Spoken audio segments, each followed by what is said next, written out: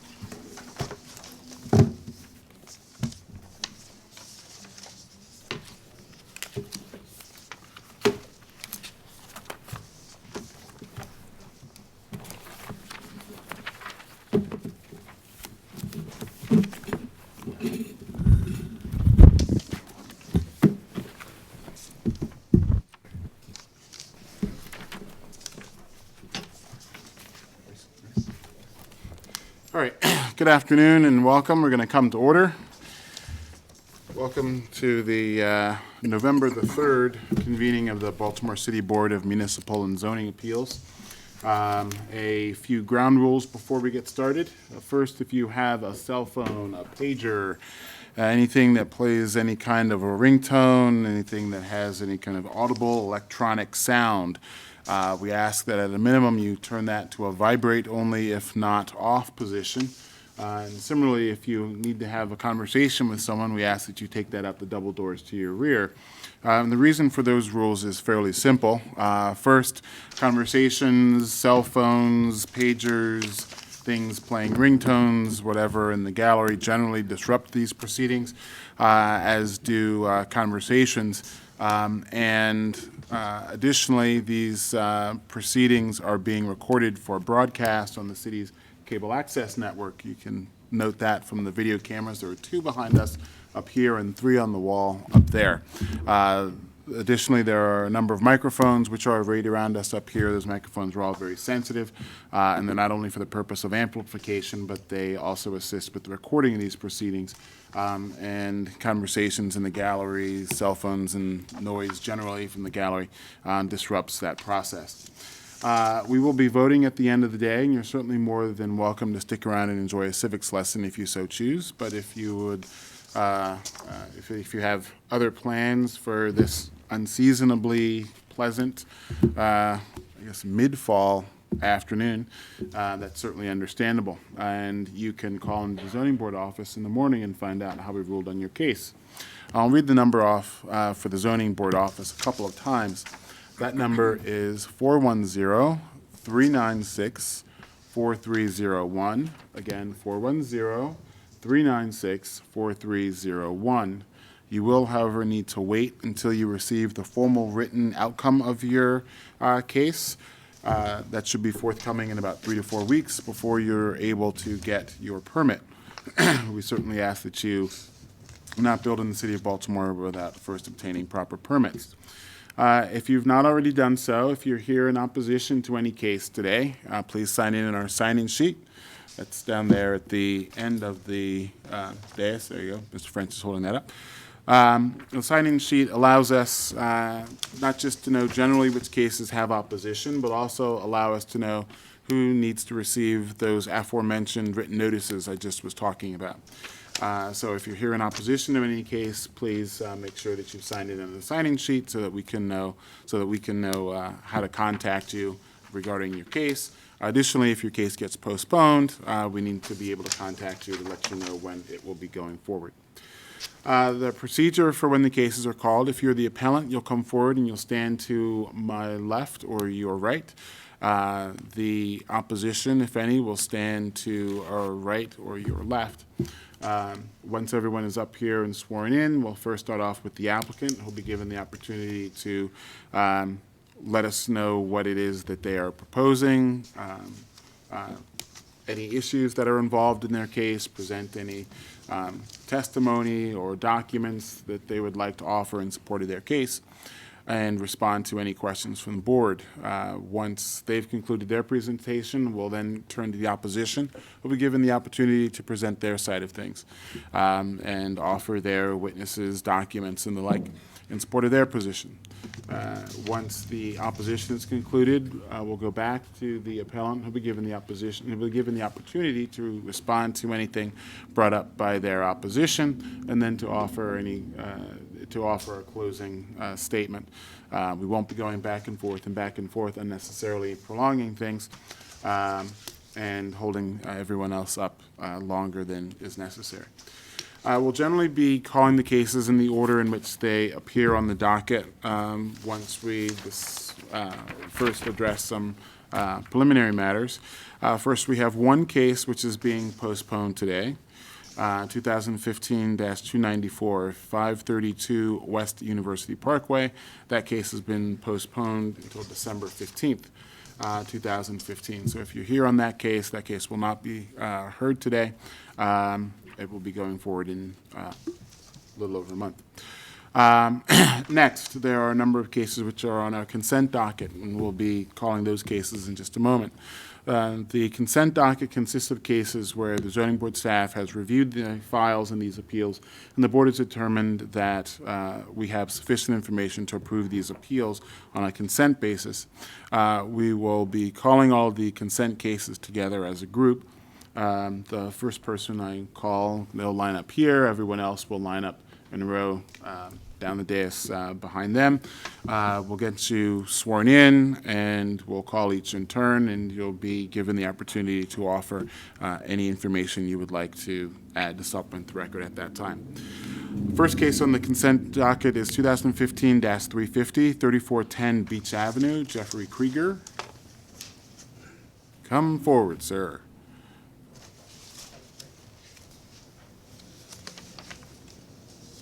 You'll just line up right there. Next case is 2015-356, 1055 West Lexington Street, Deanna Allen and Reginald Rogers. Okay, you'll line up behind them. Next case will be 2015-357, 3211 Fleet Street, Emmanuel Bates.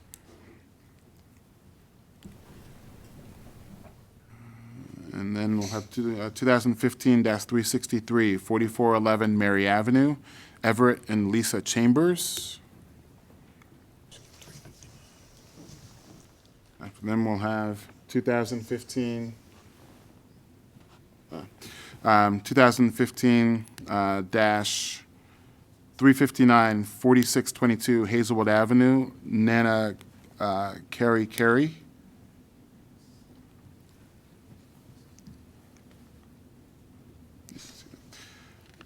For that, we'll have 2015-364, 4109 Montana Avenue, Cayman Ian Diatiero. For that, we'll have 2015-368, 2706 Pulaski Highway, AB Associates, care of Nate Predel.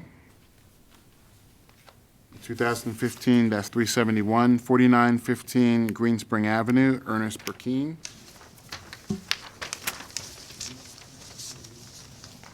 2015-372, 3613 Gulf Street, Tim Klumpa. And then 2015-384, 700 North Calvert Street, Nathaniel Green. Opposition. 368 is opposition. Okay.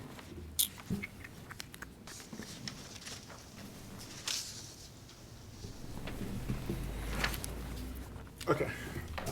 If you all can raise your hands and be sworn, please. Do you swear or affirm the testimony that you're about to give in this hearing will be the truth, the whole truth, and nothing but the truth? I do. All right. First case is 2015-350, 3410 Beach Avenue, Jeffrey Krieger. Yes, sir.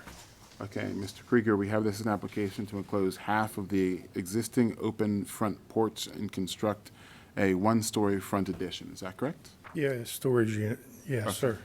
All right. And Mr. French, anything from the planning department? Martin French for the Baltimore City Planning Department. Planning Department has no comment on this application. Thank you. Thank you. And Mr. Krieger, was there anything further you would like to add to supplement the record in your case? I've talked to my neighbors adjacent to me and the ones beside them, so the two on each side, and they're all, have no issues with it. Okay. That's probably the only thing. I have pictures of the house. I got pictures of the lot. I have a big lot. I'm an N unit with a really big yard, and it really doesn't even come close to another neighbor. Okay. That porch. All right. We'll note that for the record. And zoning board staff, having previously reviewed your application, we've concluded that sorry, I'll try that again. Zoning board staff, having previously reviewed your application, we determined there's sufficient information to approve your appeal. Thank you very much. Thank you. Next, 2015-356, 1055 West Lexington Street, Deanna Allen and Reginald Rogers. Yes. Hi, ma'am. You are Ms. Allen? Yes, I am. Okay. And Ms. Allen, we have this application to construct a second and third floor overhanging rear addition. Is that correct? That's correct. All right. Mr. French, anything for the planning department? Planning Department has no comment on this application. Thank you. Thank you. And Ms. Allen, was there anything further you would like to add to supplement the record? Well, I did post the notice in front of my house about the meeting today, and I also sent a certified letter to my neighbors. Okay. And no one had any comment, and I've spoken to them about it, and everyone, oh, that's a good idea. And there are other additions on the block, and no one has had any problem with anything, so. Okay. Zoning board staff, having previously reviewed the application, determined there's sufficient information to approve your appeal. Thank you. Thanks. So Good luck. that's it. Yes, you'll receive the written outcome in about 3 to 4 weeks. Thank you. Okay. Next, 2015-357, 3211 Fleet Street, Emmanuel Bates. Sir. All right. Sir, we have this as, we have this as an application to construct approximately 60 linear feet of 8-foot-high fence in the rear yard. Is that correct? Yes, sir.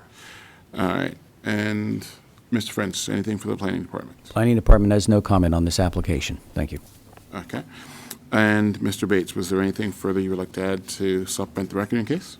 I went over with all the neighbors. I put the sign up, had it up there since day one, and all the neighbors I have written consent. Okay. They agree. Was there any, like, you said that you have written consents. Was there any documents or anything you'd Yeah, like to can I give it to you? Yes.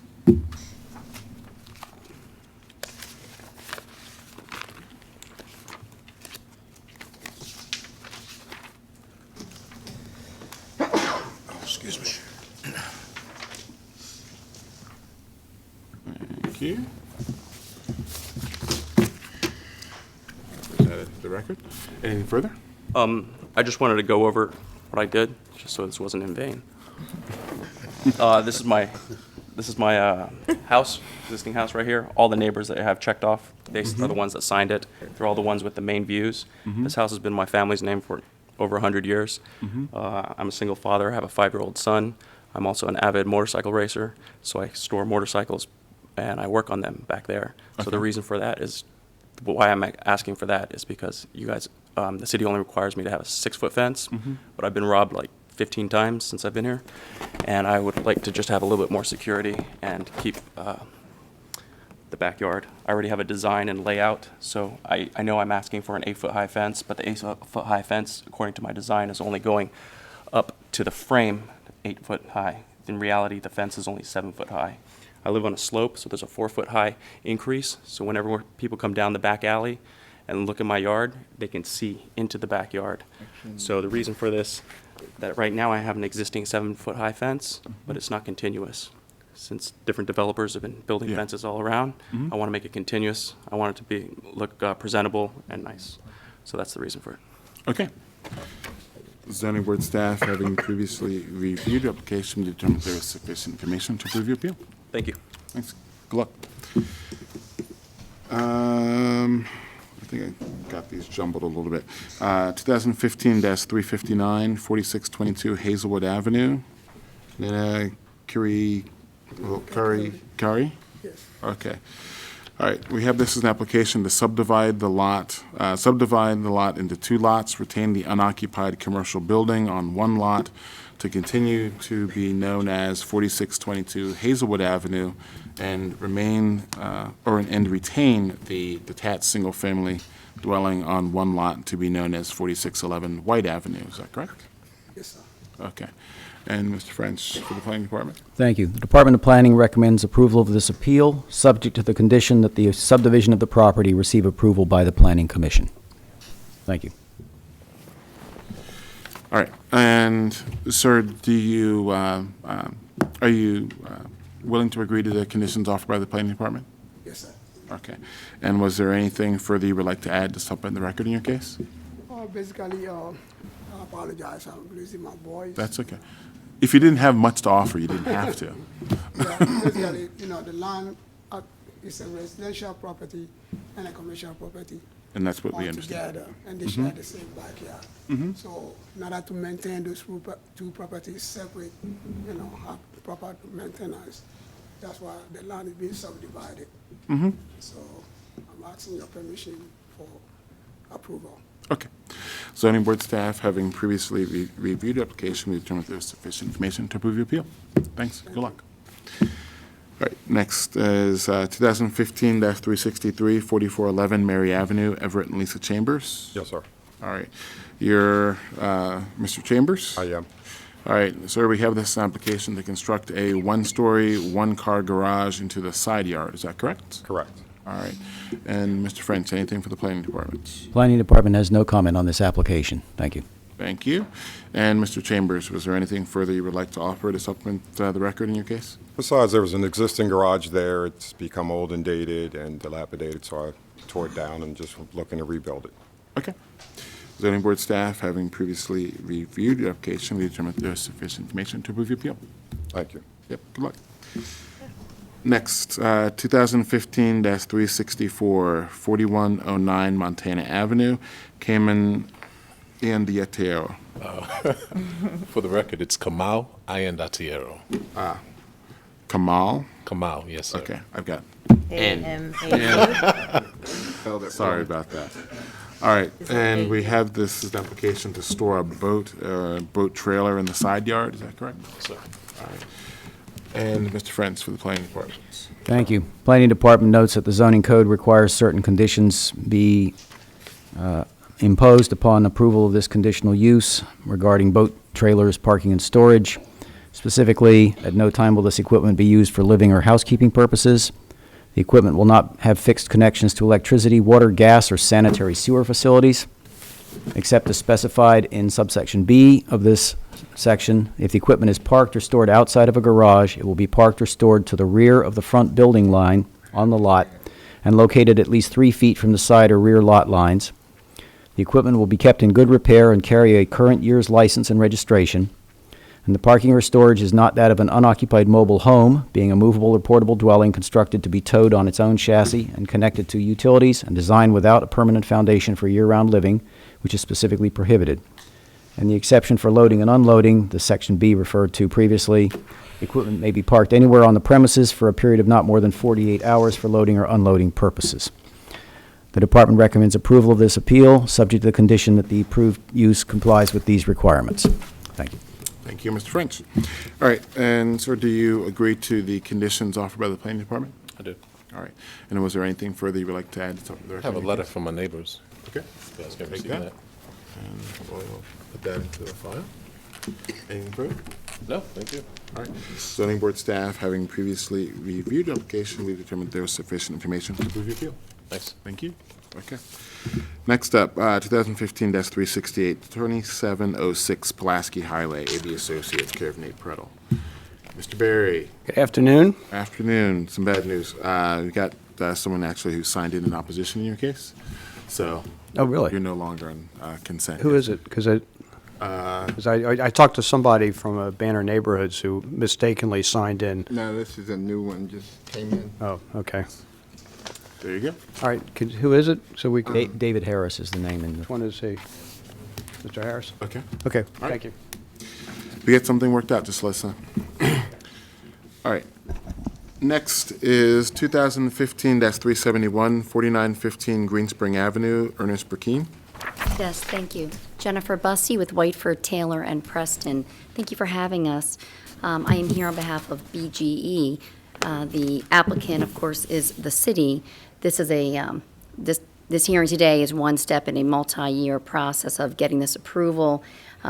We're here to answer any questions that you all have. Mr. Bathurst from Century Engineering is here with me, but seated in the audience are three people from BGE with any, and again, any kind of questions, we're here to answer them. I appreciate and I thank the planning department for the recommendation. We are not. Back up, counsel. We've got this as an application to subdivide the lot, retain Silburn Park 1 lot, and construct an additional electrical substation on the new lot. This is at 2000 West Old Cold Spring Lane. Is that correct? Yes. Okay. Yes. And for the record, Mr. French? Thank you. Planning Department? Planning Department has reviewed these plans several times as they've evolved, quite frankly, and recommends approval of this appeal, subject to the condition that the subdivision of the property and its associated development plan receive approval from the Planning Commission. Thank you. Okay, thank you. And counsel, your client is amenable to the conditions offered by the Planning Department? Yes. Okay. And was there anything that you'd like to offer to supplement the record in your appeal? No, thank you. As I was just stating, the recommendation is favorable, and we appreciate that. It didn't mention my client, so I want to make sure that it was clear who was constructing the substation. But again, if you do have any questions, we're here. But I believe the file has all the exhibits that I would want to offer. Okay. Zoning Board staff, having previously reviewed your application, we determined there is sufficient information to approve your appeal. Thank you very much. Good luck. Thank you. Thank you. Next, 2015-372, 3613 Gulf Street, Tim Klumpa. Yes, sir. Afternoon, sir. We have this an application to construct a two-story rear addition with rooftop deck in the premises. Is that correct? That's correct. All right. Mr. French, anything from the Planning Department? Planning Department has no comment on this application. Thank you. Thank you. And Mr. Klumpa, was there anything further you would like to add to supplement the record in your case? Nothing to add. Okay.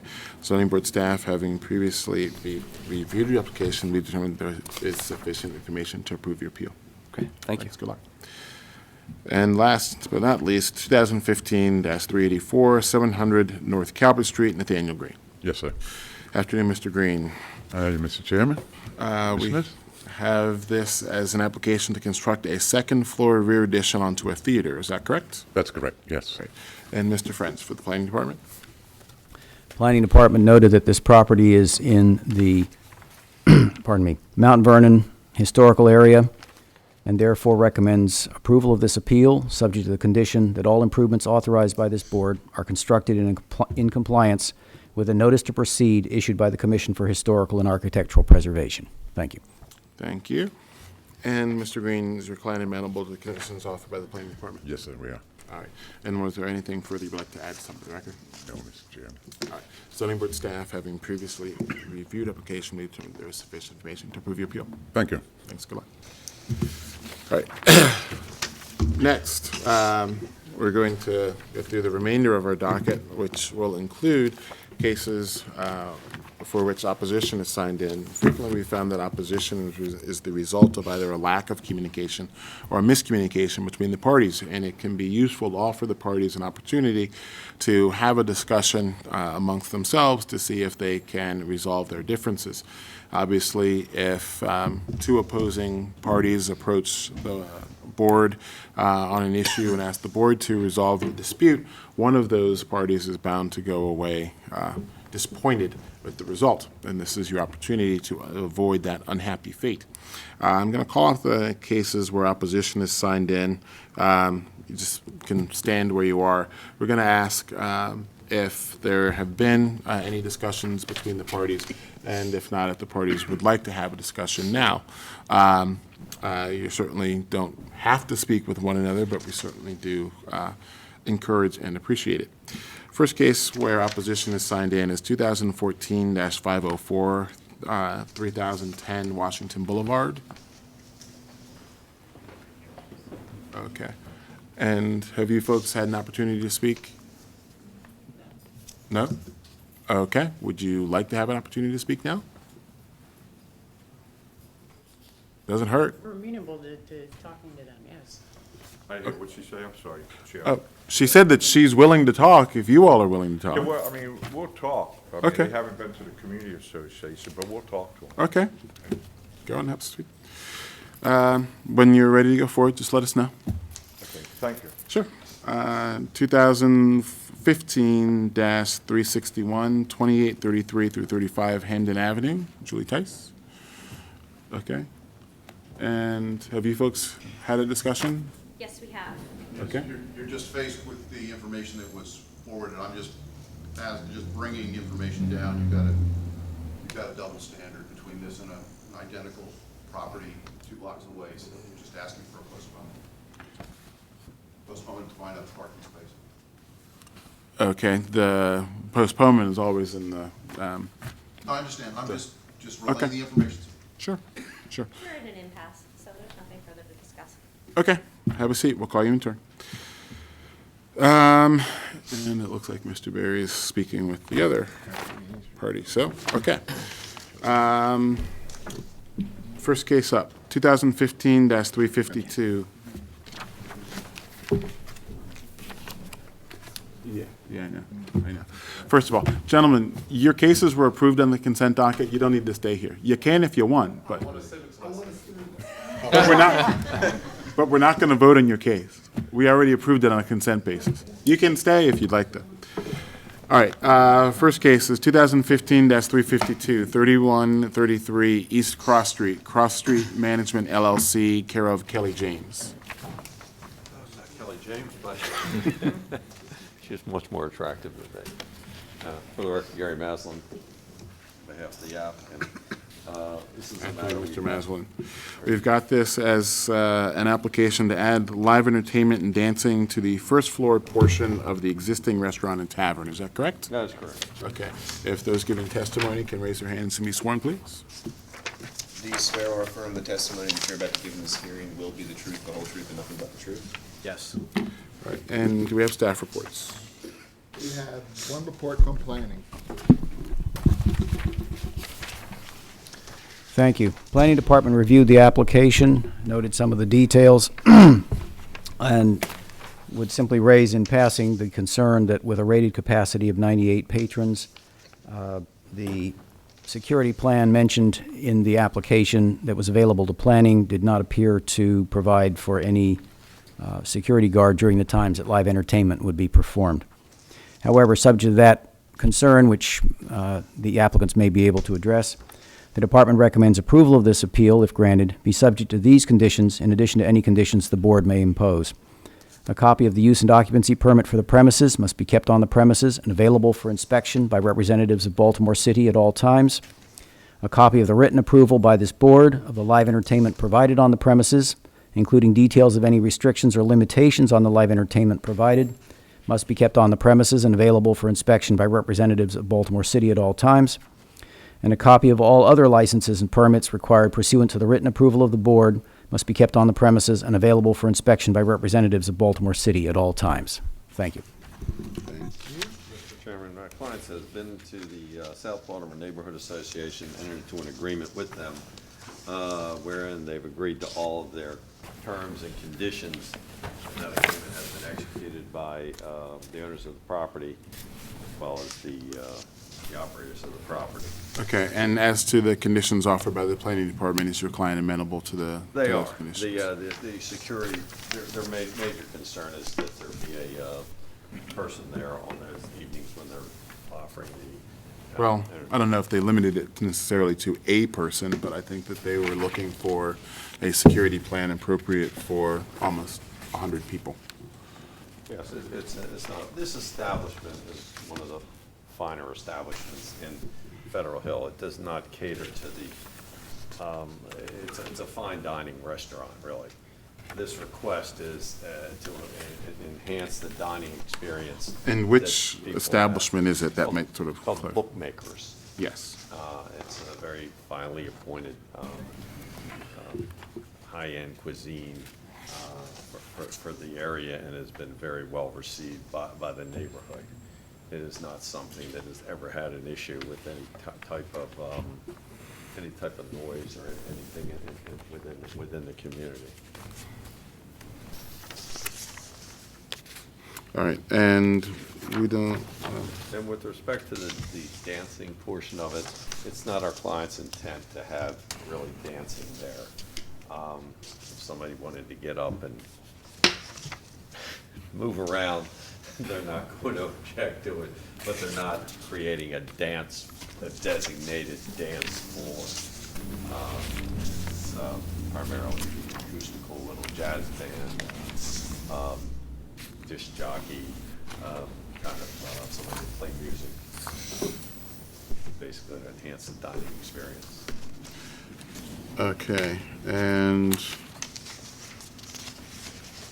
looking to see the frequency. So you've got hours for live entertainment being Thursday, Friday, and Saturday. Thursday from 5 p.m. to 10 p.m. Friday, 5 p.m. to 1 a.m. And then Saturday, 12 p.m. to 1 a.m. Is that correct?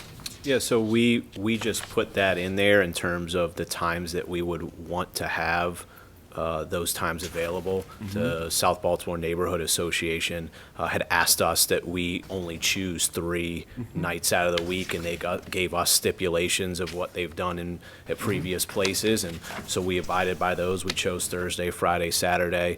5 o'clock is when we open on Fridays, or Thursdays and Fridays and Saturdays. You know, we put the 12 p.m. in there just in case on a Saturday, you know, if there's something going on or a special type of event that we would open early for, that we would put it in there. But for the most part, it's going to be at nighttime, you know, probably starting around 9 p.m. or so, and going, you know, at the latest until 1 a.m. Okay. So I know a lot of times what some of the community associations agree to with applicants is there's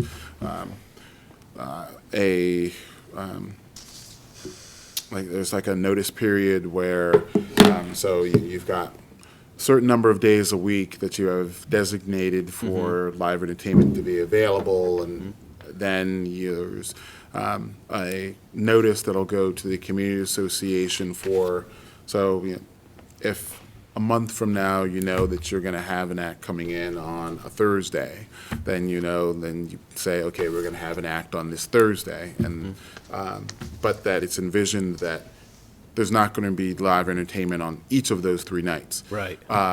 Is that how your agreement works, or is it just sort of leave that sort of open? It's really what we discussed was to just choose 3 days, and every week out of the year, we could use all 3 of those days. So if we chose Thursday, Friday, Saturday, that we could do Thursday, Friday, Saturday every week of the year. Now, I did discuss with them a little bit, and they said yes to just send them a notice, an advance notice. For instance, if New Year's Eve falls on a Tuesday, you know, one year, and we want to have that band there, I would like to be able to use Tuesday as opposed, and just get rid of another day that week. Maybe it's Thursday, maybe it's Friday, maybe it's Saturday, not to add an additional day, but to really just take a place. You know, for us, again, it's really just about enhancing the guest experience there. A lot of our clientele, you know, they don't go out in that neighborhood very often on Friday and Saturday nights, late night, because they think that, you know, every establishment is the same and that they're going to run in, you know, to just a bunch of young people down there. And so we want to be able to give them something else, you know, where place is packed. But, you know, we've had our guests say, hey, if you had some type of nicer, finer live entertainment for us to just hang out to late night, that we would come here. And so that's what we're trying to provide for them. Okay. Your name, sir? My name is Ben Cercelli. I'm the general manager of Bookmakers. Spell it, please. Circelli, first name Benjamin. And we also have this letter here as well. This is from the president of the South Baltimore Neighborhood Association. He also signed the MOU for the live entertainment, but that's an additional letter that he gave us today stating that the entire South Baltimore Neighborhood Association approves us moving forward with live entertainment. Okay. All right, any questions? Nope. All right, All right, thank you very much. thank you. Good luck. Good day. Thank you all. All right.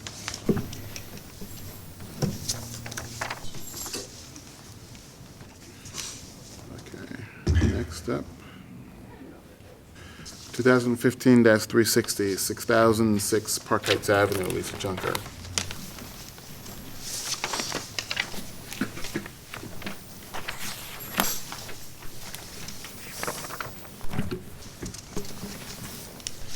Good afternoon, Ms. Junker.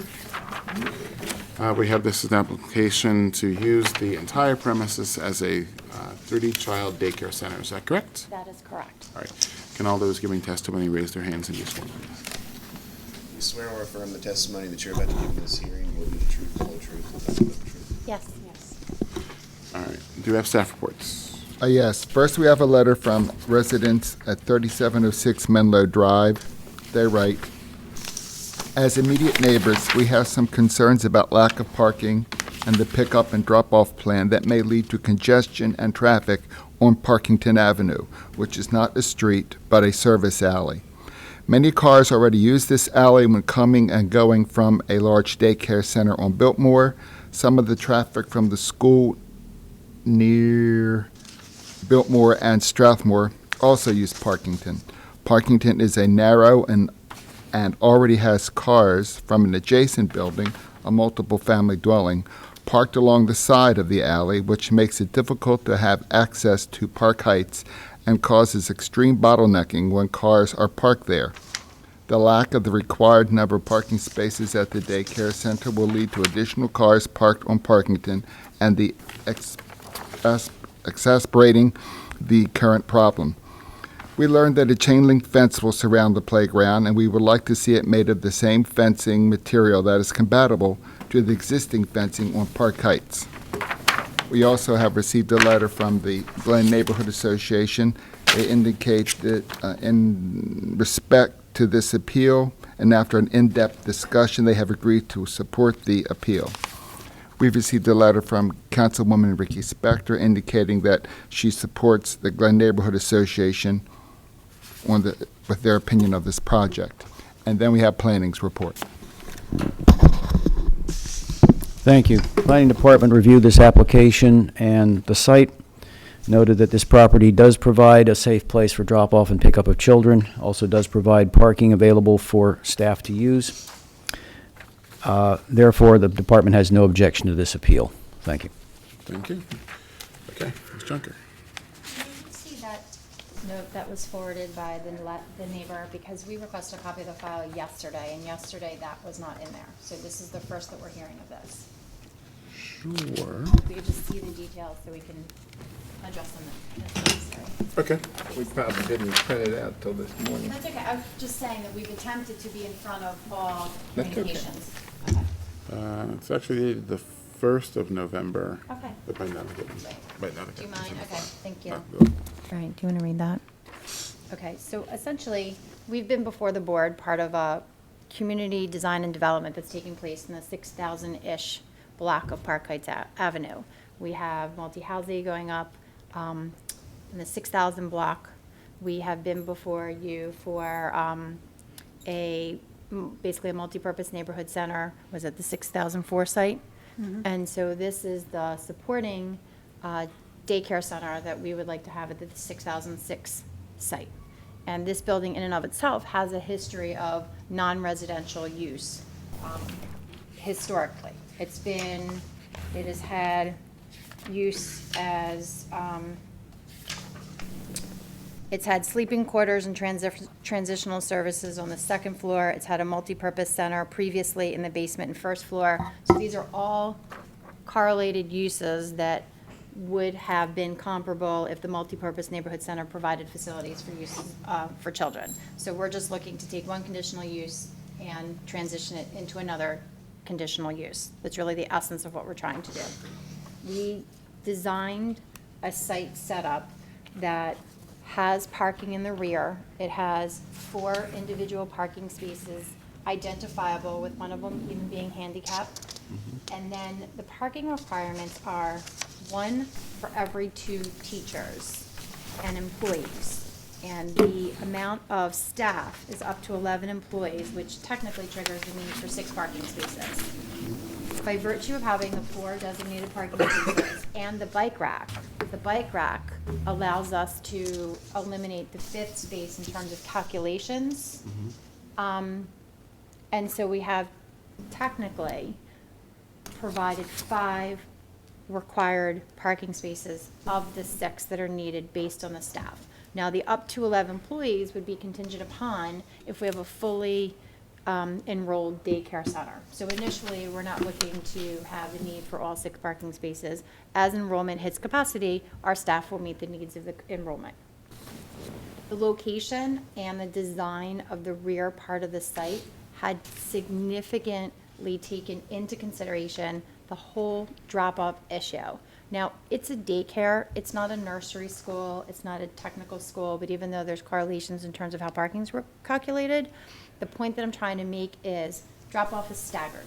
So it's not chronic, it's not constant, it's not daily. All 30 individuals will not be arriving at one time. And also for the community that it'll be serving, chances are you're not even gonna get 30 individuals dropping off 30 kids at the same time. It's gonna be singular in its family and multiple in its children.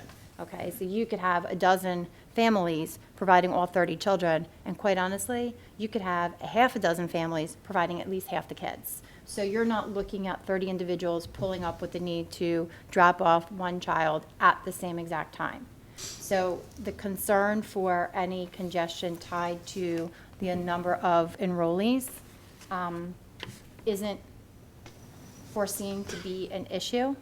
Additionally, predominantly, the occupants and the enrollees of the school will be in a pedestrian-based community. That's the short-term need in terms of what the vision is for today, tomorrow, and the foreseeable future.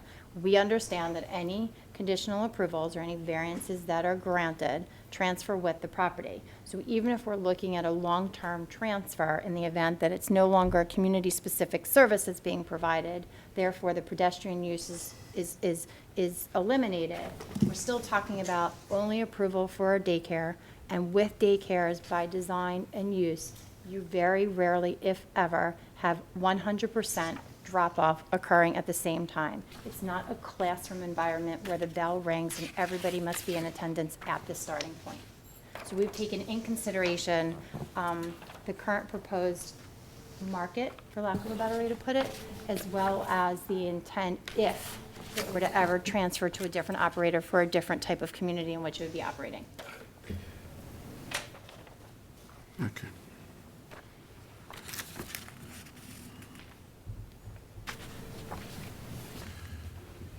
Okay, so looking at the drawing you submitted, you've got, there's an existing parking lot that's there. And I see where you have the four spaces alongside the, alongside the building, as well as the 5th spot for the bike rack. Will the rest, I guess, as I look at the aerial, looks like there's a lot more space that's depicted there. Now this aerial is from 2011, so the first question is whether or not. Adjacent lot, which is now the multipurpose. Right, so that's now the multi-purpose center. There's now a modular structure just to the right of where, right there. And it's a separate site. Okay, all right. And that's my question. So first of all, ma'am, your name? Aliza Hertzmark. Okay, can you spell that, please? Aliza. Hertzmark is Hertzmark. Okay. All right. So that was my question, was whether or not this photograph was accurate, because I thought that it might not be given what I see on the drawing. All right, so. In the designing of the parking lot, it has to be designed so each space is usable independently. So even though there's additional asphalt paving that is part of the parking lot design, we can't really denote that this is where people are going to be parking to drop off their children because it's not legally allowable from a design perspective. However, the intent is clear that people will be also able to pull in and do the run-in, knowing that those that are inconvenienced are the people that have to be there to take care of the children anyway. Yeah, and that was my question was, The ability, but we can't commit it because it's not legally permitted to be shown as provided. sure. There's intent and then there's permitted. So really, the only area that's kind of available to pull in here is just this area behind the parking spaces. Yeah. And that's gonna be pretty tight. Yeah, but for the interim purposes and the staggering ability, there's no foreseeable concern for congestion, especially since you're talking about the ability to also park your car on the street. On-street parking is not allowed to be calculated for the use of parking counts. However, on-street parking is allowed to be utilized for purposes of uses that are along that area. So we have the ability to provide a stopping station that is on the same side of the road for people to access the daycare center for the drop-off and the pickup. And that's what I was going at, was whether or not there was gonna be the pickup and drop-off zone, and if so, where you were looking for that to go. I think from a design thought process, Eliza will speak better to that. You can see that there's a front entrance to the building. The main entrance is along Park Heights Avenue. Yes. Then there's also along Parkington Avenue, there is a side entrance. So we would anticipate by use that parents would pull up as close as they can to that side entrance, park their car, run their child in, That's come on back the out. Parkington side. On the Parkington side, yep, on the same side of the street. In the event that it's a vehicular transportation to the center. Because as we're saying, this perceived user of the services would be within the community and therefore would not be transit-oriented.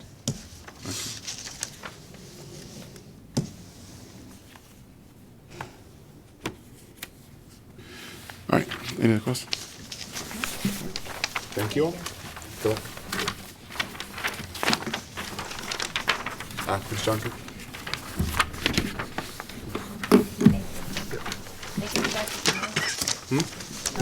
Oh, yes, if we can have that back. We can send you a Offering copy your of it. goods. Thank you. All right, take care.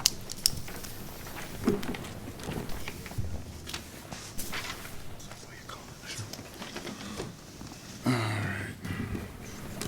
Next, 2015-361, 2833 through 35 Hamden Avenue, Julie Tice.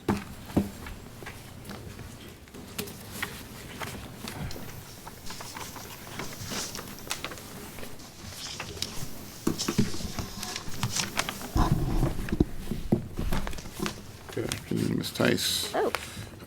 We have this an application to house 2 dwelling units as a multiple-family attached dwelling. Is that correct? That's correct. All right, if all those giving testimony can raise their hands and be sworn, please. Do you swear or affirm the testimony that you're about to give in this hearing will be the truth, the whole truth, and nothing but the truth? I do. Okay, do we have staff reports? Yes. First, we have a letter from the Greater Remington Improvement Association indicate that the appellant present his plans to us and that they are consistent with our vision of the neighborhood. We hope that you decide in favor of the appellant. We have received a letter from the Remington Neighborhood Association. They write that the association finds itself in the same position as with a recent case for 284751 Huntington Avenue, Appeal 2015-226. Once again, an applicant has not obtained the required off-street parking space in time for the hearing, so we must ask for a postponement. In the prior case, after a postponement for the same reason, the applicant was able to obtain the required off-street parking space on a nearby lot. In this case, there are several lots near 2833 35 Hampton Avenue, and we are confident the applicant can succeed in obtaining the necessary space for a tenant to use. And we have planning's report. Thank you. Planning Department reviewed this application and has no objection to this appeal. Thank you. Thank you. Okay, Ms. Tice. Yes. Why don't you tell us about what is being proposed here? Sure. So 2833 and 2835 Hamden Avenue, when originally constructed, were two single-family slot dwellings. They were consolidated and had, the last previous known use was for a tavern. But the fundamentals of the original buildings aren't any different. In fact, the owner tells me that while the tavern was the last known use, the property known as 2833 had actually always been just a dwelling unit, and the tavern had been on the corner, the street corner side with 29th and Hamden Avenue. But regardless, so we have these building configurations that are existing. It's 3 stories of essentially dwelling unit style construction facing Hamden Avenue. And there is a 1-story building that cuts across the entire width of the property from the rear lot to the rear of the Hamden Avenue facing buildings. And then there's a 3-foot footpath that breaks that from 2831 Hamden Avenue. And there is an entry that fronts 29th Street. So being that this is zoned a business commercial use, the highest and best use, as we could figure, would be to restore the 2 buildings that are facing Hamden Avenue to be essentially 1 dwelling unit apiece, so that it continues that row house pattern all the way to 29th, and then allow the building that's in the rear to be a commercial use we don't have a tenant for, so that's why it's not part of the appeal. So we're here because of lot area and parking issues associated with the residential use. Because of the configuration of the building that's in the back half of this lot, there is no way to provide parking in the rear. But even if that building didn't exist, the alley is only 10 feet wide, and the city and traffic is not going to buy into doing a curb cut off 29th Street. So there's really just fundamentally no way to even modify the property to accommodate any kind of parking. So we're asking for a variance. Okay.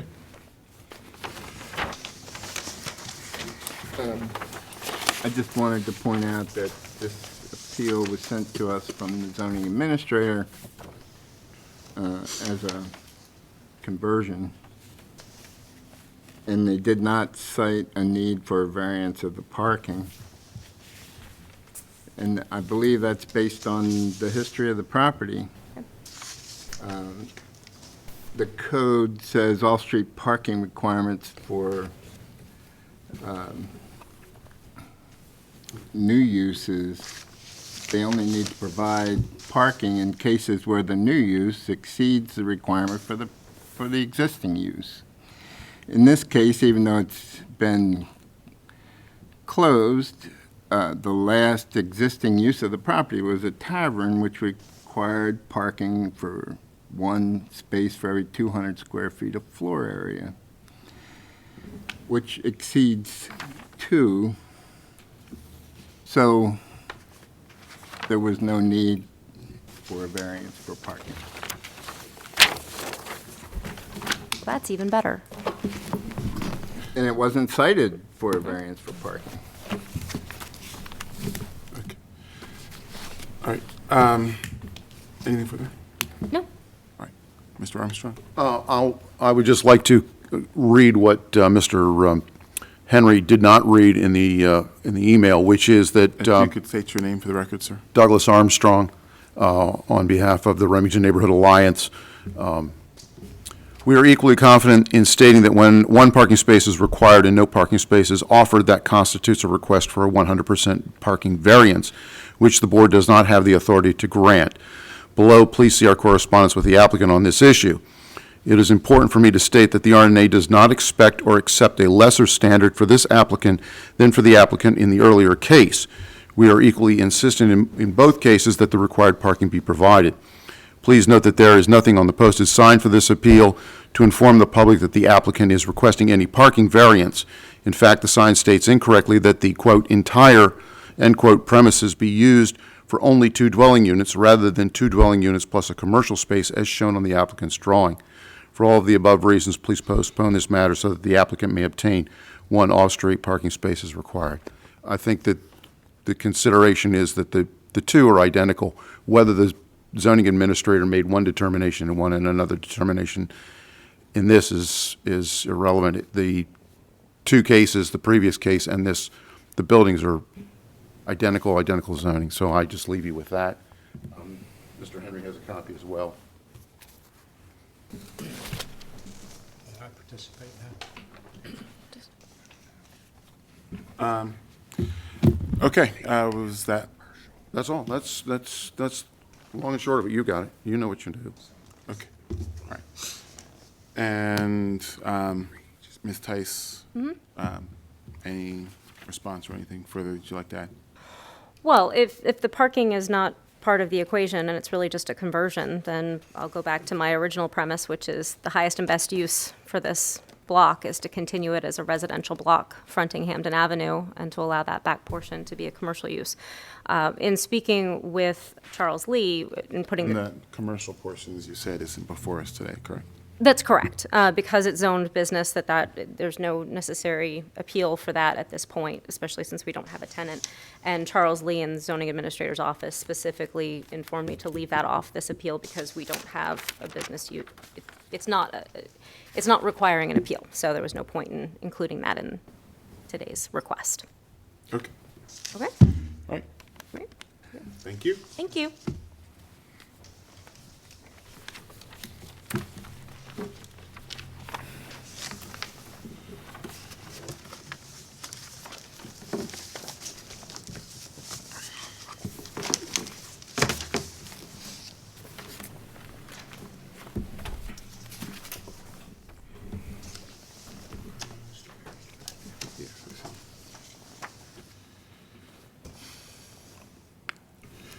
Two 2015-366, 2000 Harlem Avenue, Bernadette Stewart.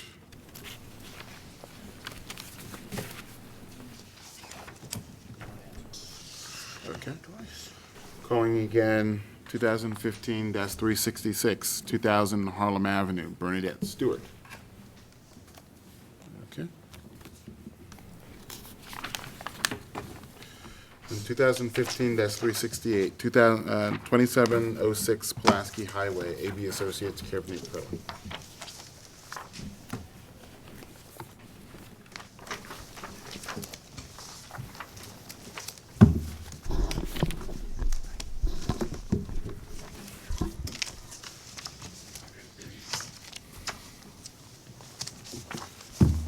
Okay, Mr. Berry, we have this as an application to use the entire premises as a community center, is it correct? That's correct. Okay, now, this was a case that had been on our consent docket, but I don't see.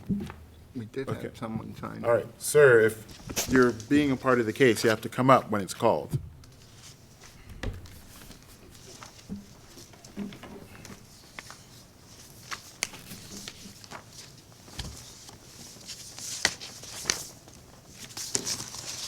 Okay. You folks had I guess, an opportunity to talk. Was there anything that you were able to work out?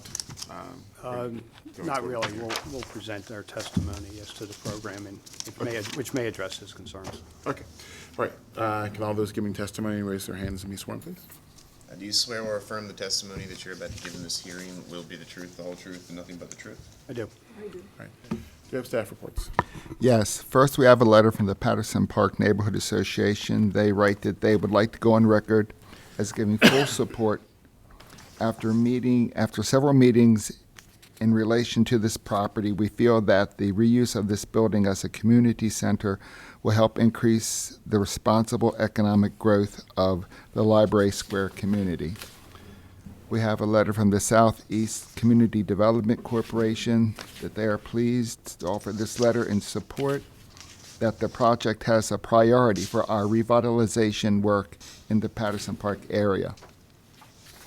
We have a letter from the mayor's office, Mayor Stephanie Rawlings Blake. She writes, I am pleased to offer support for the proposed Welcome Center.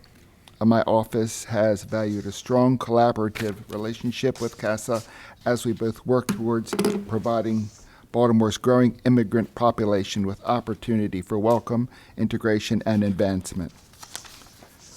Received a letter from Councilman Kraft. He writes that he admires CASA's commitment to providing educational economic opportunities for low-income immigrant households across the region. And a group letter from the representatives from the Maryland General Assembly, Mr. Clippinger, Hammond, and Learman. They write they're pleased to offer this letter of support for CASA, the Maryland's proposed Baltimore Welcome Center at 2706 Pulaski Highway. CASA has positively impacted the 46th District, and we are confident that a permanent investment in Library Square would increase the positive social and economic impact on our district and the surrounding areas. And then we have planning's report. Thank you. Planning Department reviewed this application, noted that this property was originally constructed as a movie theater and was most recently used as a furniture and appliances store. The clientele is one which often arrives on foot or by mass transit rather than driving, and therefore the off-street parking comment, basically, of the Planning Department is that there will not be an excessive or great demand for off-street parking to serve the needs of this particular use. The Department of Planning recommends approval of this appeal. Thank you. Thank you. All right, Mr. Berry. Okay, members of the board, just to give some context to this proposal, this building is a commercial building. It was constructed as a movie theater. It takes up the entire property, and there's therefore no practical way to provide on-site parking. What's before you today is technically a parking variance. The use itself is permitted under the commercial zoning of this, for this property. And we've done several things in addition to gaining a large amount of letters from elected officials and community associations. We've also did a parking analysis, which I'll provide to the board, which shows an abundance of on-street parking during the daytime and evening hours. And we think that certainly, given Planning Department's comments and our own experience, that majority of people using this facility do come by mass transit or on foot. What I like to do, CASA de Maryland is an established organization in Maryland since 1985. They are located near this facility. They are proposing to purchase the building and rehab it into a full-service community center. And I want to have Deanna Gaines, who's with CASA as a consultant, and the member of the CASA staff, Liz Alex, who's with me, just to give you a brief overview of the services they provide and how they came to buy this building. We attempted to talk to the community association person about this. He has his own perspective. They were trying to buy the building themselves, but I think if the board hears their overview, then we can hear what he has to say and respond accordingly. Hi, my name is Deanna Gaines, and I'm a real estate developer in the city, and I'm at CASA because right now where they're located, they're at the corner of East Fayette and the 200 block of North Madeira. And I was a developer that went in and rehabbed the entire 200 block of North Madeira. So we developed a really good relationship. Back in March of 2015, they hired me and they said, Deanna, go find us a building. We'd like to have a permanent presence in Baltimore City.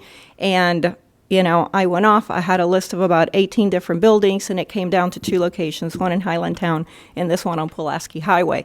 What was fascinating about the Pulaski Highway building is that once you go inside, you realize that, oh my God, this was a very special building. And in doing some research, I discovered it was the old Belnord Theater, which gave opportunity for, you know, federal tax credits. We've actually filed an application to get historic status for the property, and it's a beautiful building upstairs. The original balcony is still existing. So one of the things that was really important to CASA when they decided on the location, and they made a point of saying to me, was we don't want to be the big not-for-profit that comes in and displaces somebody else. So I asked the seller, is anybody else looking at this building? And he indicated that the community association would like to have it as a community center, but that they had indicated that he'd have to contribute the building, and he was not in a position where he could give the building for free. He also mentioned there was a separate group that maybe wanted to utilize it as a roller rink, and it was a similar situation. So, and I'm sure that I can provide proof that the owner said that. And so I'm basically here to say we went through an incredible due process. We started in March. We actually signed the contract on the building July 14th, 2015. So that's kind of my testimony. Okay, thank you. Ms. Alex? Good afternoon. I'll be brief. My name is Elizabeth Alex, and I'm CASA's Regional Director for the Baltimore region. We currently, as my colleagues mentioned, we are currently located on Fayette Street, about 4 blocks from this building. And in that office, we serve approximately 12,000 people a year. Those break down to mostly Baltimore City and Baltimore County residents. About 8,000 of them are Baltimore City residents, and the majority of them come from zip codes 21224 and 21231. The services that we provide primarily in our building currently are around workforce development. We do employment, placement, and job readiness training. We also provide ESOL programming. We're a VITA site for the IRS. We do free tax preparation with the Baltimore Cash Campaign, and we have an after-school youth program serving high school students. We're very excited at the opportunity to move into a larger building to expand those programs, particularly the workforce program, to be able to provide on-site job training as well as employment placement and additional wraparound case management services on the workforce side, as well as expand our youth programming to be able to serve more of our young people that definitely need that opportunity. So that's why we're here today. And those are the programs that we will continue to offer and expand. We won't be adding any new programs, just continuing and expanding our existing programs and the people that we serve.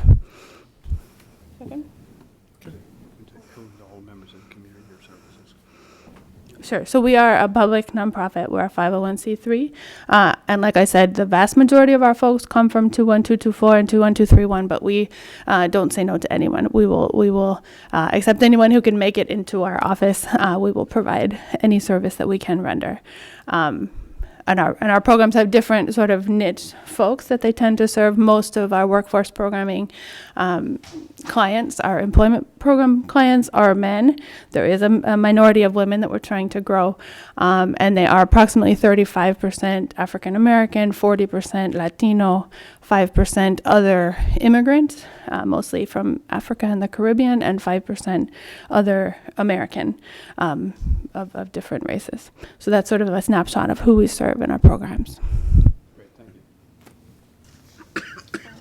you. Yes. We had a number of letters from different people related to CASA. If you would just like to keep them for the record. We don't need them. They're in Spanish, I believe.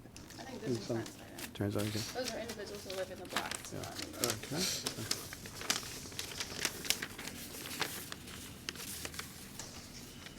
All right, and there's a handwritten letter that's in Spanish, and then there's a Translation. typewritten letter. And so the question is whether or not the typewritten is a translation of the handwritten. So it is, yes. Okay, all right, that's okay.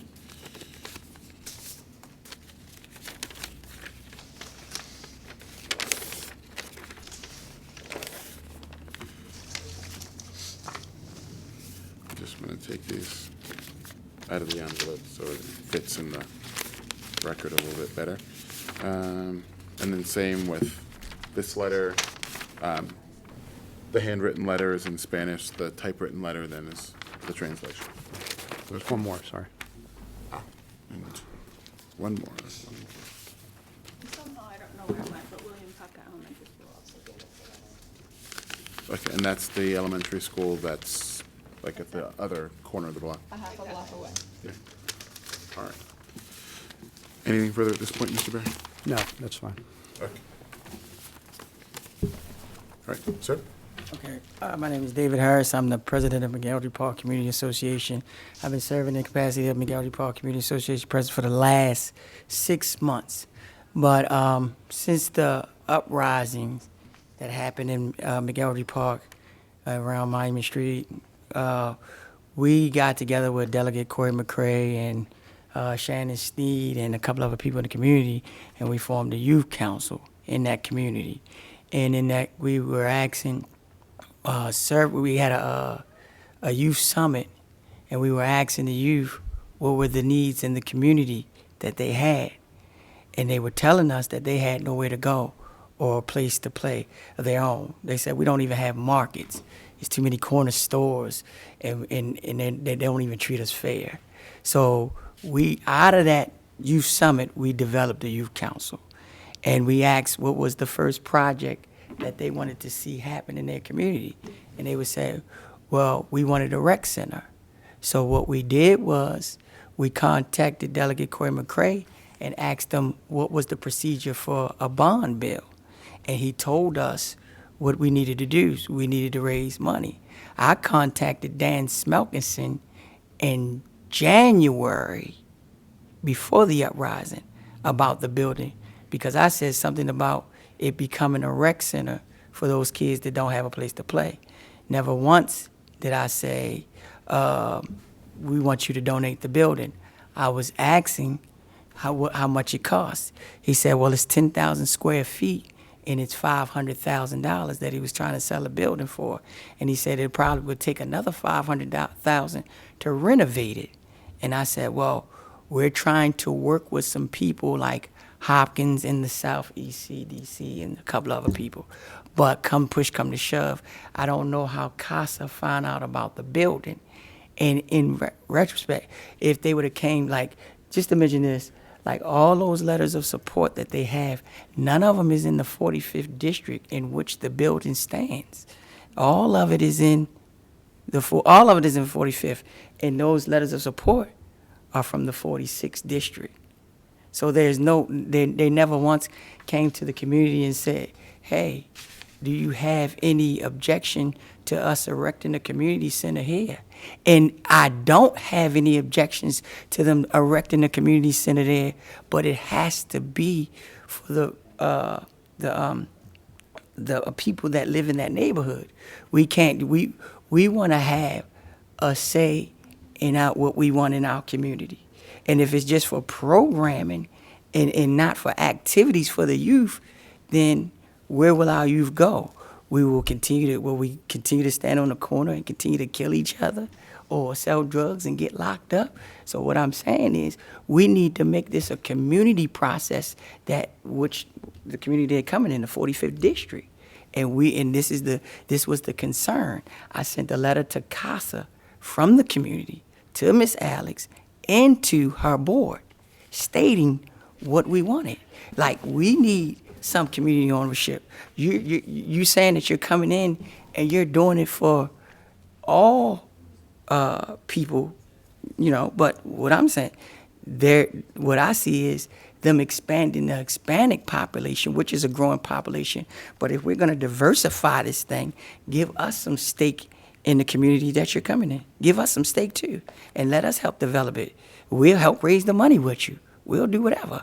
You understand? But you're not just going to come in and dictate to our community what you're going to do and how you want it done when the people that live there need those type of activities and support.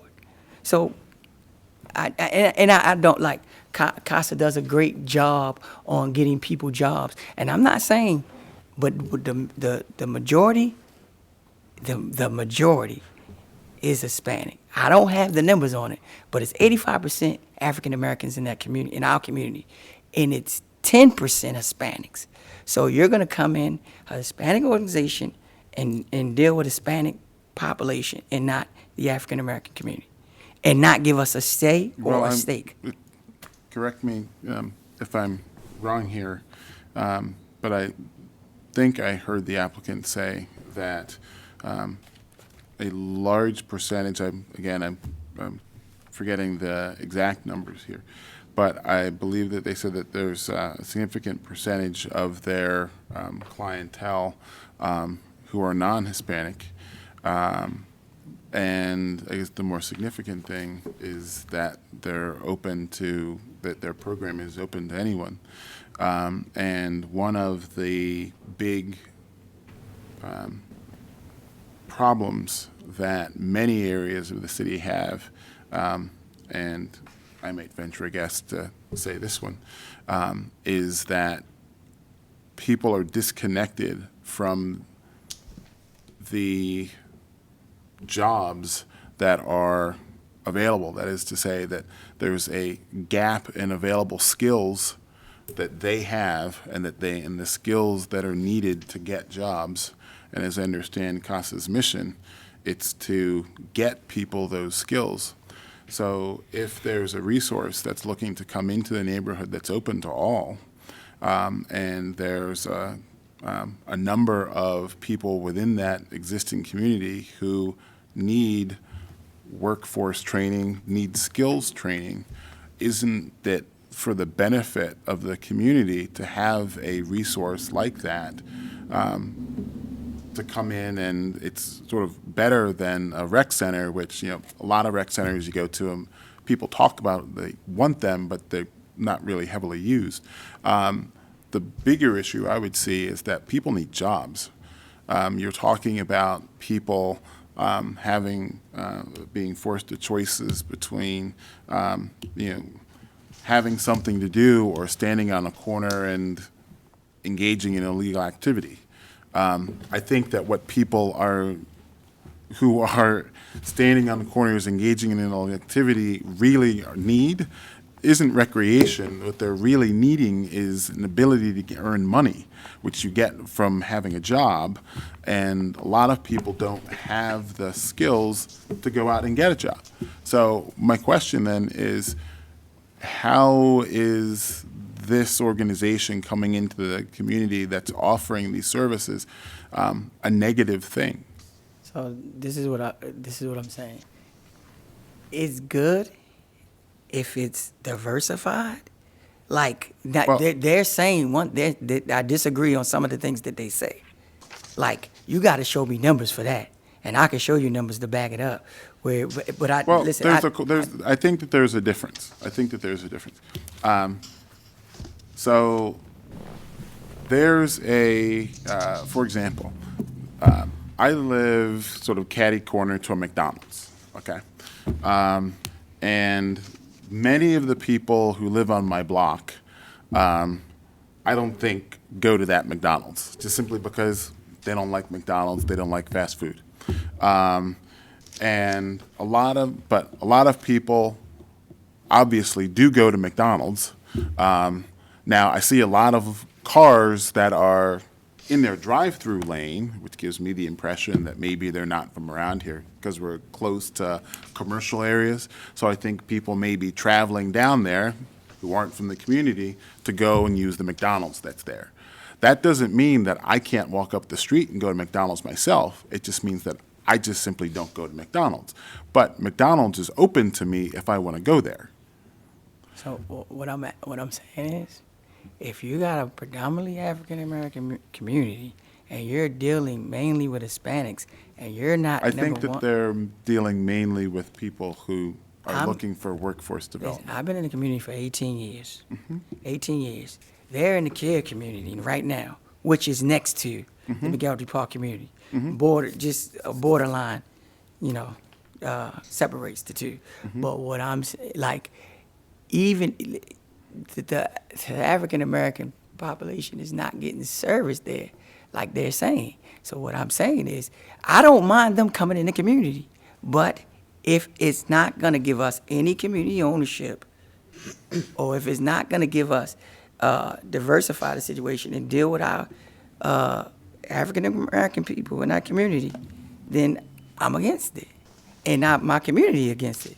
But I didn't even know. First of all, I didn't even know about this hearing today.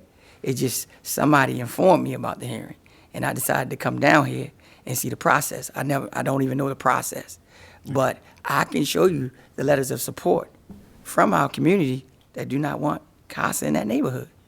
I can bring them back. I know. That's why I sent her a letter and sent our board a letter. If we're not doing this together, then we're not trying to have you here in our community just to deal with the Hispanic population. And that's what I'm seeing, and that's what the community sees.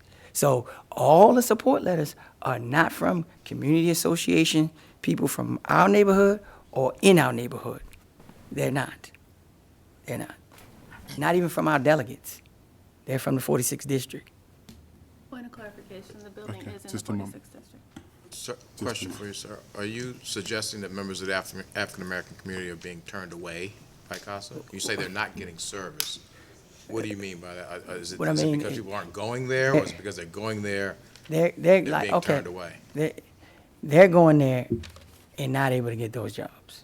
They're not getting those jobs. And I've talked to multiple people that say, we go to CASA and we don't get serviced. I'm still not clear on what All getting right, so- serviced means. I mean, Meaning they're not going there and getting jobs. They're not getting the jobs. They're getting, the Hispanic population is getting the jobs.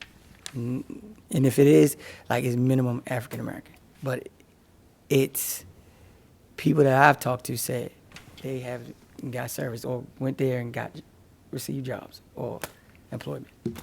So if I understand it, sort of piggybacking off of that, if I'm understanding what you're saying is that, because what I understand what CASA does is it's workforce training, and then they connect people who are looking for jobs with employers who have jobs that are available. And they do some programming. I mean, And so what you're saying is that it's been your experience that people from the community, when they're going to CASA, looking to get connected to jobs, they're being unsuccessful in those efforts. But the members of the Hispanic population who go to CASA, they're able to get the jobs that employers are going in CASA and saying, yeah, we have these available. and it's because they're saying that they go there and they're not successful, but they're not successful because they're not, and I'm guessing saying they're not able to, I don't know whether they're able to get the jobs because of record, but they're saying that every time they go there or people go there, they're not able to get the jobs. They're not able. And I don't know why, whether it's record or whether it's they're not being serviced to get the jobs. Can I provide any background? Sure, unless you had anything further. But if you want the support letters that I have, like I didn't know, I can bring those support letters. I can bring them. Well, you're here on behalf of the community association, so Right. I'm going to assume that you're not here. Just for myself. That's correct. Okay. All right, Mr. Barry. So, I'm sorry, so I think I'm hearing you say the community association wants to buy the building. Listen, this is what I'm This saying. organization is saying they have a contract, I think, to purchase the building. Right. And you're kind of saying, well, we were looking at the building and we wanted to buy the building, and they came in and got a contract on the building before we did. But it's not even it's not that way. So what I'm saying is, work with the community, give us some community ownership, and diversify this thing. Like diversify where we can have a stake in our community, and you just can't come in and dictate to us how you're going to do things, and not for our population, but for the Hispanic population. That's what I'm saying. Okay. Before I ask, just to sum up this of course has nothing to do with the parking variance, I hope, just to reiterate that. I think we've hopefully provided the board sufficient evidence to meet those standards to grant this variance in terms of practical difficulty in meeting it. But I would like them to, Ms. Alex, to describe again the numbers they serve and also how they want to approach the community's request. Sure. And I do want to say, Mr. Harris, I would hope that everybody that walked into the door would be able to get a job. We know that that's not the case, right? But we do have a very transparent process in our employment services of who goes to work first based on who has been to work last and who meets the qualifications of the job that is being required. That's actually a big piece of why we need to move into this bigger building, because what we're getting are repeated requests from employers for workers that have a skill set that the workers currently coming to our center don't have. And so we want to be able to provide that training piece to get them into those. And most of those are the good jobs, right? Those are the full-time jobs that are paying a living wage. Most of our jobs currently are temporary or daily jobs. We have seen an increase in full-time placements, but it's still lower than we'd like it to be. So I just want to point that point of clarification. I would love for every worker that comes into CASA to get a full-time job the first time they come. Unfortunately, that's not going to happen in our current job market and with the current barriers that many of the workers face. Well, I'm not sure that that's entirely what he was talking about. And just to have an understanding, I guess if you can go over the program offerings that CASA has, and then if you can just kind of address again the different communities you serve, and then just go back over your breakdown as far as between different groups. Sure. So, I remember which order I said it. What paper? You showed me that showed the breakdown. Oh, it's on my phone. But we have basically 4 primary programs. We have our employment program that operates daily, Monday through Saturday from 7 a.m. to 4 p.m. That's the program that places workers in jobs and provides some soft skills and wraparound training, job application assistance, resume writing, that type of thing. In addition to that program, we have basic information and referral for anybody that walks in and wants to know how to register their child at school, how to get a credit on their BG&E bill, et cetera, that type of thing. How to get a driver's license, that type of basic information referral. We have a financial literacy and tax preparation program. We are one of the longest standing VITA sites in the city, and I think the only bilingual VITA site operating in the city of Baltimore. We serve about 370 families annually in providing free tax preparation assistance for people who make under the income guidelines set by the federal government. We also have an after-school youth program. That program does target Latino youth, but it is, again, open to all. It is really a program targeted to help students who are undercredited and over age and are at risk of not graduating from high school, and it's the only citywide program targeting Latino high school students at this time. That's a basic program overview. Oh, sorry. And on Saturdays, we also provide citizenship assistance to help people who are in the process of becoming U.S. citizens. Is that what you asked? Sorry. Could I? Oh, sorry. Just as a one final point, obviously, Mr. Harris and I know each other. We work very closely. CASA is a part of the criminal justice program to improve safety in McElderry Park and the surrounding area, and we're doing our best to increase the participation of immigrants in neighborhoods surrounding our area, including McElderry Park, including Patterson Park, and some of the other neighborhoods. And because we know that this building is located, yes, it's in the 46th district, but it's close to the 45th. It's also close to the line between the 1st and the 13th district. It's close to the dividing line between 5 neighborhoods. You guys are used to this. This is how Baltimore is, right? So we are in the process. Once we do fully own the building, we will be establishing a community advisory council, which will include representatives from each of those neighborhoods, as well as other stakeholders right in that library skirt triangle, including the school and the library and the church, who are located right on that block. We are very invested in community partnerships and in being a voice where we can be for an entire community. I completely empathize with the plight of a lot of youth in Baltimore, and we are willing to do what we need to do to help our children in this city have a safe place to play, right? Just 2 weeks ago, right, we were building a playground together, and we brought 40 volunteers from CASA, including a number of the workers from the Worker Center who decided, I'm not going to go try to get a job today, I'm going to come and build this playground. So we are invested in the community. We do want to continue the conversation, and I thank you for your time this afternoon.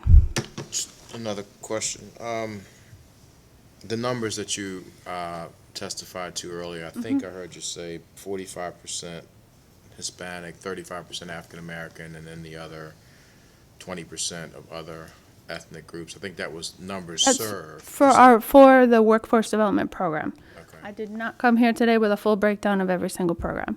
But of our workforce program, which sees sort of the most continual traffic because it is open every day, 35% of the workers who have been placed in jobs are African American for the last year. So this is 12 months of data. Going to be my question. Are those percentages of people being served or are those placement? Those are job placements. Okay. Yes, but they're unduplicated people who got a job during that period. Does that make sense? So if one worker gets multiple jobs, we're not counting him over and over. Does that make sense? So yeah, it's 35% African American, 40% Latino, 5% ¿cómo se llama? Non-Latino immigrant, and the rest sort of other American. All right, so we do work close together. We work with the BCGI initiative, Branch Criminal Justice Grant, which is Mayor's grant. This is the third year of the grant, and this is our first year being in the It's our grant. first year being. Right, but what I'm at, like, I'm not saying that they don't engage the community, like, but they're engaging Hispanic population. It's no African American population. I think that, at least given the numbers that she just testified to, and I have no reason to question it, and you haven't brought anything to give me a basis to question it. What she just said was that over the last year, particularly in their workforce development program, 35% of the people who have come who've been African American and who have gotten jobs. And That, I think, refutes your point. But I disagree to that. I can understand you Right, might so, disagree. and because I didn't know I about the can procedure understand, today, I can well understand that you may disagree with that, but you don't have any numbers that I can compare it with. You haven't given me a basis to doubt what she said, and to Mr. Barry's point, we've gotten really far afield as far as what we're here on, which is a parking variance. That's the issue that's in front of us.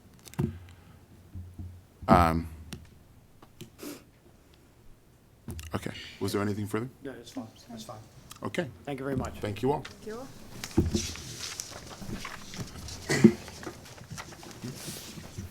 Sure. All right, we're going to take a 5-minute break.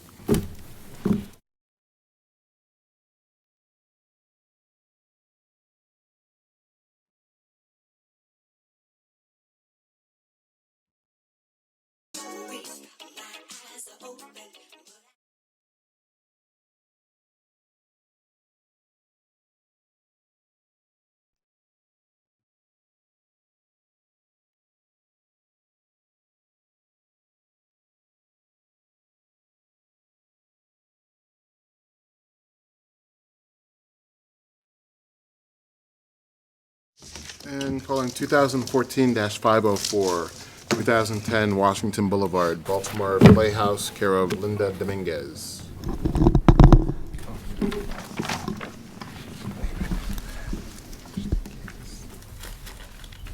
Okay.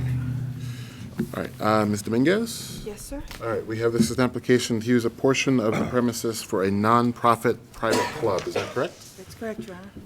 Sir. That's okay. All right, can all those giving testimony raise their hands and be sworn, please?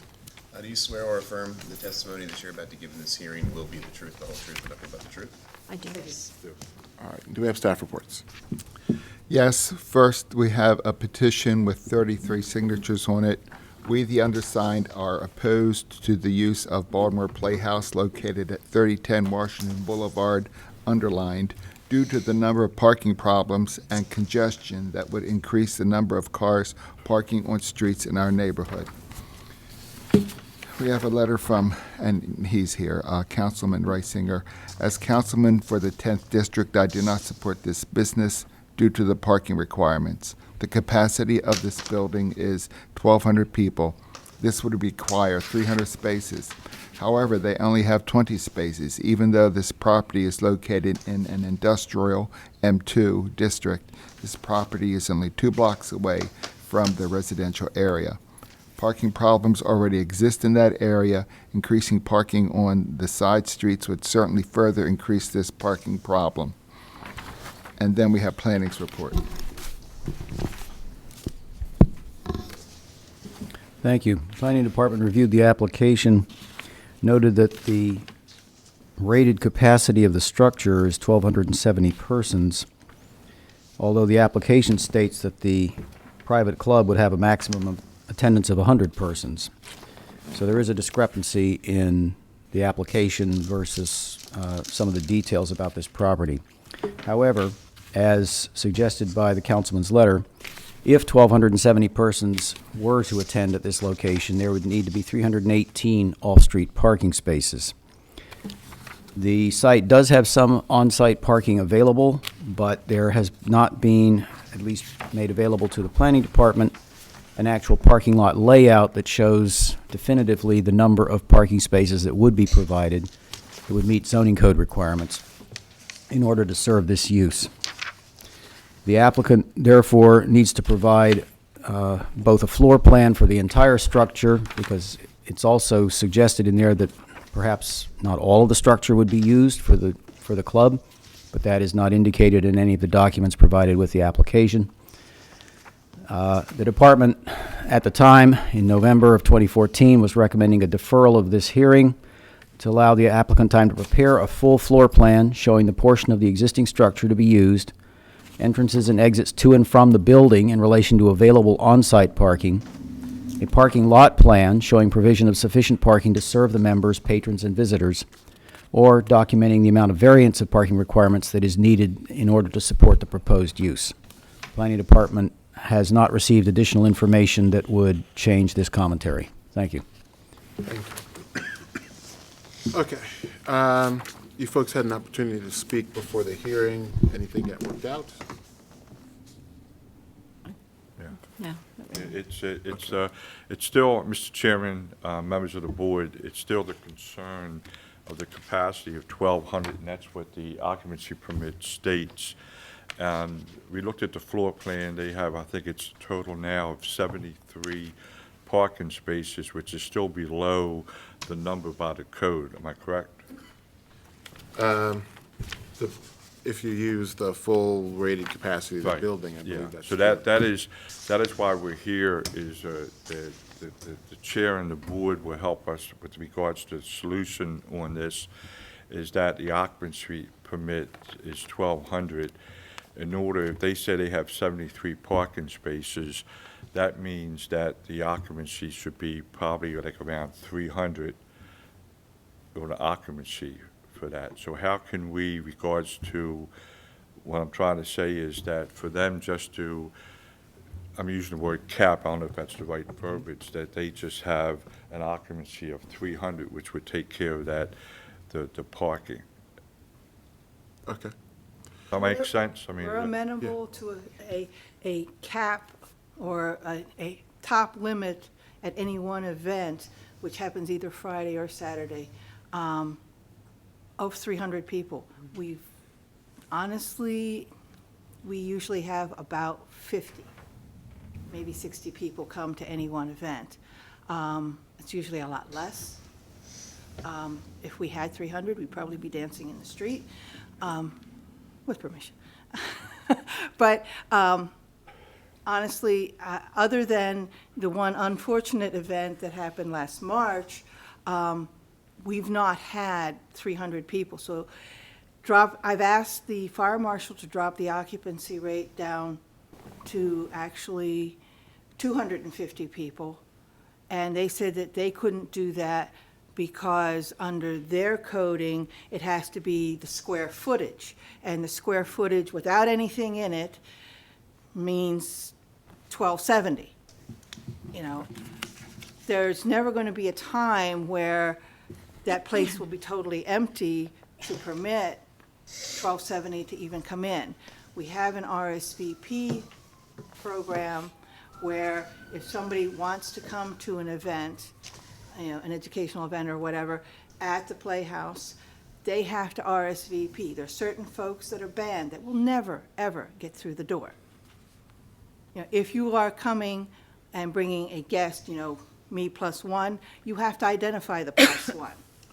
And then we have to vet them to make sure that they're somebody that we want there, you know, because we do not permit drugs, we do not permit alcohol, so somebody that we know is going to show up inebriated or high is not coming in the door. You know, we want a totally sober, somebody who comes to an event should be totally sober and able to participate, you know, absent any developmental issues. But, you know, nothing as far as drugs or alcohol is concerned. If somebody reacts at an event in an inappropriate manner socially, you know, gets physically or verbally abusive, they're politely escorted out and they are put on the banned list. And there's already a list of folks that are banned and that will never come in. I believe we're up to, what, 10 now? Yes. So I've been trying to get the occupancy down, you know, if we, below 1270. But like I say, the marshal's office fire marshal's office has said, nope, it goes strictly by square footage, and pointed to the example of the mega churches where they at one point had 3,000 people, and because they have seating for 3,000 people, and today there's only 100 people in the congregation, they're still stuck with an occupancy of 3,000 people and the fees that go along with that. You know, we don't really necessarily care about the fees so much as we care about not violating, you know, the parking issues. Is Baltimore Playhouse, is that the nonprofit? Is that the name of the nonprofit? Yes. Is that a corporation? Yes, it is, and it's registered with the IRS. Okay. Okay. And how do you, how does a club function? Let's say, when you have an event, how does it work? Is it club members only? It's basically members only, unless it's an educational class, in which case there is a website. I'm sure you have something in your packages about the website. And that is an educational event is advertised, but still somebody must RSVP, you know, and then we check at the door to see that they have legal ID that shows they, you know, they're John Smith. Mm-hmm. And that John Smith was the person that RSVP'd. Okay. All right. First things first. David, I think we've done something with what they're talking about before as far as limiting capacity for zoning purposes. I have a Clearly question. recall, though. One moment, please. Well, the board can put conditions upon their approval that puts a limit on the number of people. It doesn't change the capacity, though, that the fire department Sure.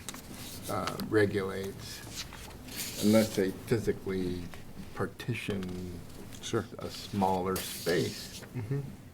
that would only allow for a portion of the building to be used for that purpose. It then boils down to an enforcement question. If it's complaint-driven, if we get complaints that they exceed the number in the condition, it would be a violation of the zoning code and subject to enforcement. Ma'am. I'm Carol McCoy, President of Moore Park Community Association, and I just want to go on record that we welcome business into our neighborhood. This business never came to our neighborhood and never came to a meeting and shared what they were or that they were coming into the neighborhood. And then we were inundated with cars from Virginia, That was- New Jersey. How can I have, to take back to the body, how can I have a guarantee that will never happen again when there's a website that these people read from Virginia and Washington, D.C., and I mean, Washington Boulevard, Route 1 is a main gateway to our neighborhood, and it was like traffic was being stopped because of the amount of vehicles. Not only that, but the cars on our side streets where I'm sure everybody's aware of row homes and parking situations and elderly people and trying to do your grocery shopping to come home and, it was on a Saturday.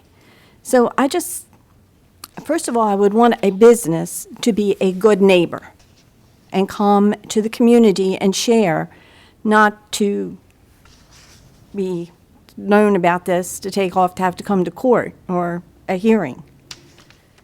And I'm just saying if it's 1270 and there's 373 parking spaces, there's no way that is there. And this is right next to a residential neighborhood. I mean, we're just not a club neighborhood.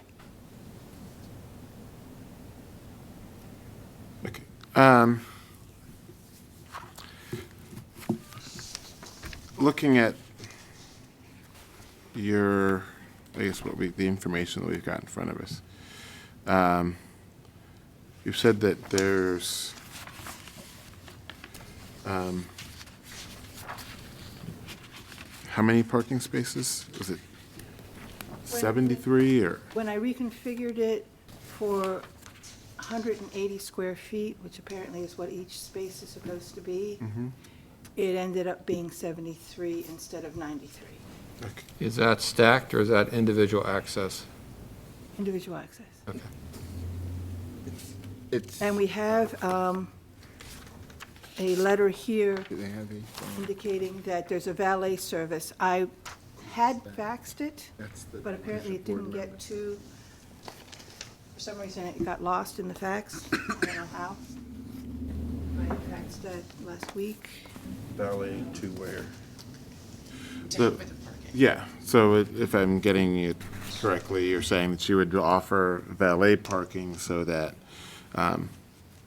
people wouldn't come up and park, they would valet park, and that's how they would drop off and Right, retrieve their cars. to make sure that people aren't parking on side streets, and in the residential areas. Is there an additional fee for the valet parking? What's the requirement for 250? 63? Is that math right?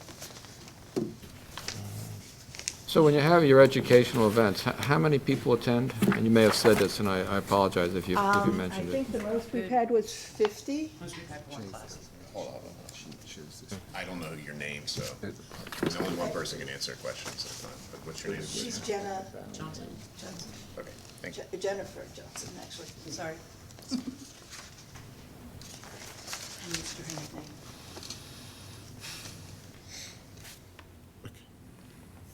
Yeah, so we're not seeing large numbers of people showing up. I've seen classes as small as 6 people. Even if each person comes in their separate car, there's more than enough parking.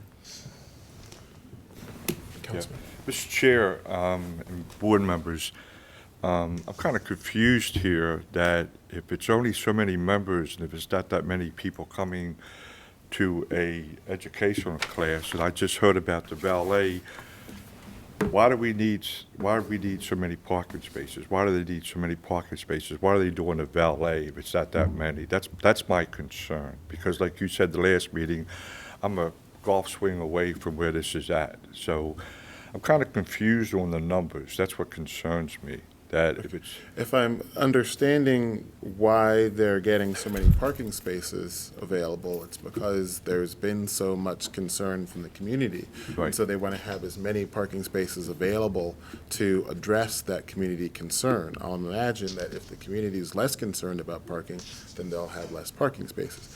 But as far as the overall issue, there's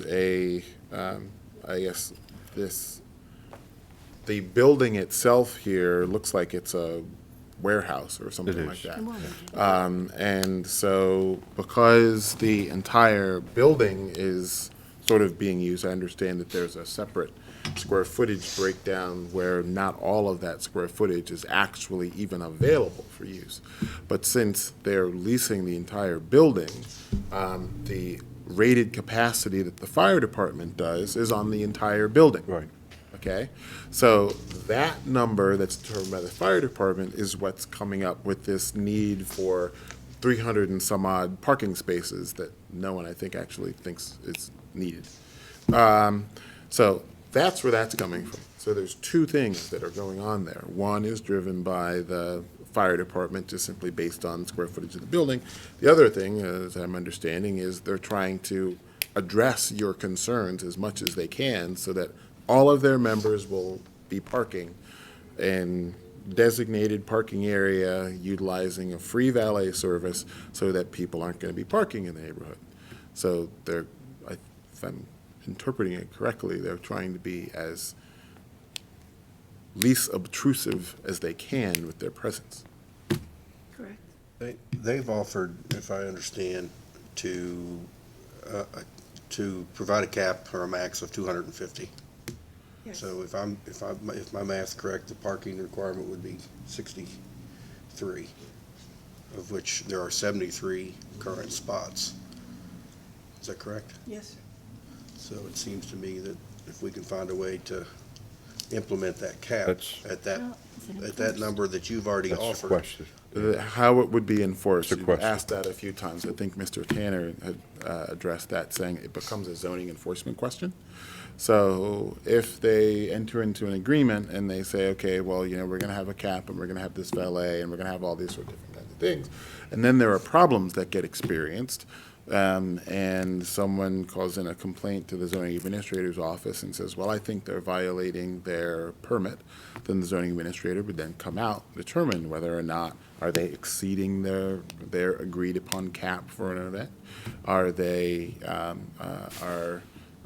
do they not have the parking spaces available that they represented they were going to have available? All those sorts of things, which I'm sure your office is well aware Yeah. of as far as how you enforce zoning agreements and things like that. I got that, Mr. Chair, members of the board, I understand that. So where is regards to the BMZA, regards to language, to make sure that they are going to abide by that? I know it's an enforcement matter, but can this board, can you incorporate anything into this saying, hey, because they have agreed that the total amount would be for occupancy would be 300. Can the board? Yeah, we could condition their permit on that agreement. Okay, so if they, for some reason, whatever the time is, if they violate that agreement of 300, and I call the administrator's administration. office? Yes, I call. What happens then? I mean, what is the? 'Cause this is new to me. I mean, what is the process? I mean, do they Sure. get Mr. like Tanner, one, you can- 2, 3 times before something happens, or so I can go back to the community? Well, there's a matter of degree when it comes to enforcement. If it becomes a pervasive, persistent problem, they would aggressively enforce it, and to the extent that they get a court order to shut it down if they have to. But all that takes time. If they violate it on one night, they'd probably be given a fine, a citation of a maximum fine of $500. You can be fined each day that you violate it. And if they build up a record of violations, then they can pursue it aggressively. But, you know, that's built up over time. So they have to develop a case. Yeah, file it's, on this? yes. Basically, it's a misdemeanor, and the burden of proof is on the city to prove that they're in violation. Now, hopefully, if we put conditions on it, they abide by them, and we don't get into that situation. I'm not being negative, I just, Yeah, I think we all agree what happened back in March. I mean, it's not, no one's anti-business or anything like that. It's, and I don't want them to dance into the street, I just don't want them to park in the street, so, yeah. The last time we were here, there was a quote-unquote gentleman's agreement after that episode or the And- event, and with a lot of parking issues. Would you agree that they've kept their word? Michael, right, Mr. Barb? Yes. Yeah, we had that discussion, I brought that up, is that they do have the other parking lot, but the cars were still parked on Parkman Avenue and over across the street at Gable. and in Gable, there's a construction company and the city lot there.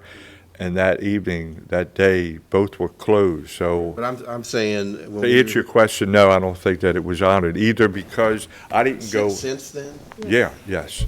I didn't go back into the, I was share with them, I didn't go into the parking lot to see if it was like 100% occupied. I didn't do that, but there were cars, there was like 15 cars parked on Parkman Avenue, and I didn't venture across the street into Gable Avenue. Okay, so they can, you know, I mean, that's that's my concern when I was talking about the teeth and enforcement. Now, how many times did that happen, sir? Well, I mean, I've seen it at one time, but I think that whether it's one or it's 10, there was agreement that That's exactly. none, you know. And that's my concern. I mean, I don't think we're against it. I just don't want to see the park. I think we all understand that. I don't want to be a dead We're horse. just not a club neighborhood, you know, we're just poor working families. Sure. Though one thing, have it here. It's a M21 district, which is an industrial zoned district. Now, I do recognize that there are residences that are around that area, but it is as I look at the aerial of the site, I don't see adjoining residents. I do see a lot of commercial But the businesses. But the code, the code is still with the warehouse. You still have that parking capacity, and that's the issue is violation. Yes. Yes. Okay. Anything further? Question. At your events, is there a limit as to the number of plus ones that a member could bring? I mean, can it be a member plus 3? As long as everybody's named? Yes. No, actually, it's not.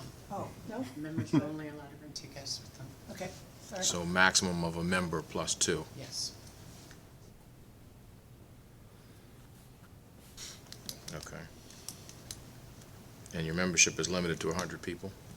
100 No, members? It's not limited. We haven't limited our membership because we haven't needed to.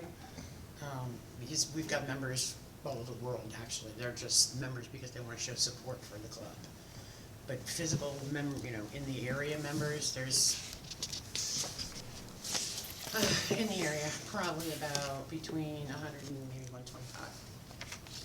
Okay, so there's no cap on your membership according to your charter or your bylaws or anything like that? There's nothing there. And that's the, I'm sorry, I didn't want to, that's the concern. They're on the yeah. web. I mean, there was New Jersey, Washington, Virginia, all kinds of out-of-state tags of ours. So, We've explained the aspect of how you make sure that they comply if there were conditions placed on it. An additional step that you could consider would just be creating a memorandum of understanding between the community association and the organization that basically gives the community a little bit more. Mr. Barb, I mean, I'll let her answer that, but she's got to go back to her body. And I don't know what the process here is with BMGA, that if there was a agreement, a compromise to say, hey, hypothetically, that the occupancy is 300, or I say the occupancy is 400, that means they have to have 100 parking spaces. And that's what they have to live by. But that's why, again, I don't know what the process or the power that the body has. BMGA says, okay, you can do 300 and you need 75 parking spaces. Then they have to live with that. But I'm just learning now that if there's no limit, the gentleman right there was talking about there's no limit. Well, there's no limit on membership. What we're talking about is number of people who can be present at any Right. one time. Yeah. So the number of total members, it doesn't matter Irrelevant. if you've got like 10 billion people who are members on your website. What would matter for our purposes is how many people are physically present at any Right. one time there, because that's what your concern is how many people are we actually talking being located at that site. And to your point, really, it's the cars as opposed to Yeah. the number of people. Okay. Anything else? Nope. All right. So what happens now? We deliberate about it at some point, and then we vote on it. Okay. I just, before we do, I just want to clarify, because the math in my mind works out at that number being 250. You offered that. Are you 250 willing? is fine, yeah. Yeah, that's 250 is good. Okay. We're good with 250. I mean, I know Councilman Reisinger said 300, but we're happy with 250. Mr. Tanner, from the drawings that you have reviewed, how many parking spaces, in your opinion, are shown on that drawing that are within code? Well, they're all legally 180 square feet now. They were less than that until we asked them to clarify that. These do not work unless they have valet parking. That's correct. So it would have to be a requirement for this amount of spaces to work. They would have to have valet parking, because you can't have off-street parking where you have to move cars around to get them in and out without the valet situation, especially down here where they're stacked like 4 deep, 5 deep. But you can do it with a valet. As long as you can move them around without having to back out into a public right-of-way, it's okay. And that But would it would be be conditioned upon 292. valet. Okay. And do we know how many spots I'm sorry. I think 73. 73 It- is what they well, submitted. do we know if you don't have a valet, how many spaces? Oh, it would be much less, because they would need turnaround aisles and parking aisles, and the planning department would have to do a site plan Okay. to reflect that. So for the community's understanding, what's being discussed is a compromise in which all the parking is contained on the lot and no off-street parking would be utilized at all. Okay. No on-street parking. On-street, On sorry. street, on Yes. street, yeah. And the Nothing on valet Parkman, would be nothing on required. Washington Boulevard, nothing. I get it. Okay. Okay? Thank you, Mr. Chairman, board Thank members. you. Thank you. Take care. Okay. Next is 2015-373, 3401 Fairview Avenue. Carol Tillman.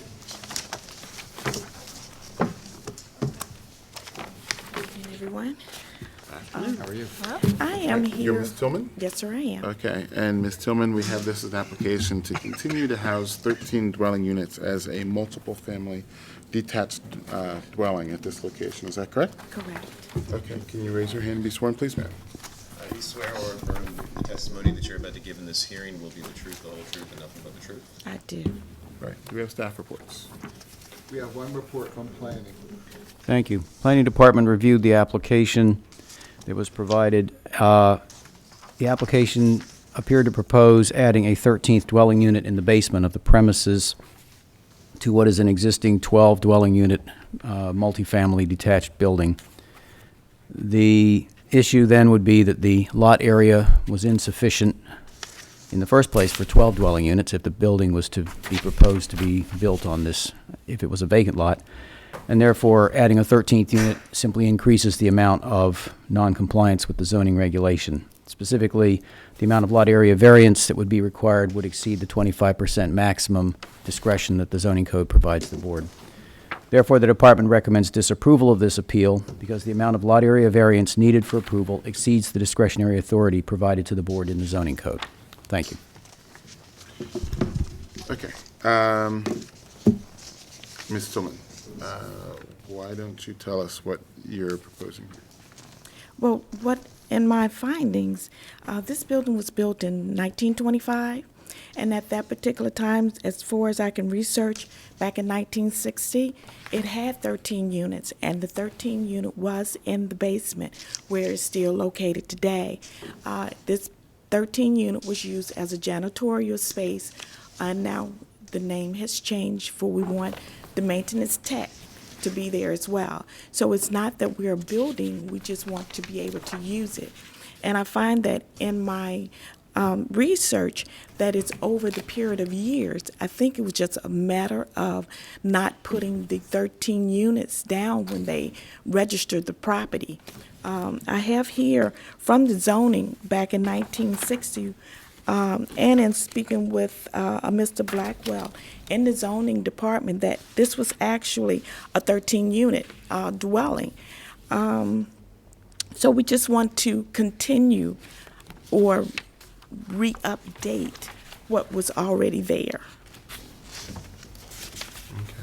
And you said you had some evidence of that? Yes, sir, I do.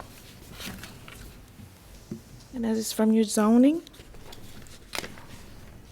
And it seems to me that over the period of years in registering this property, they failed to put a 13 in there.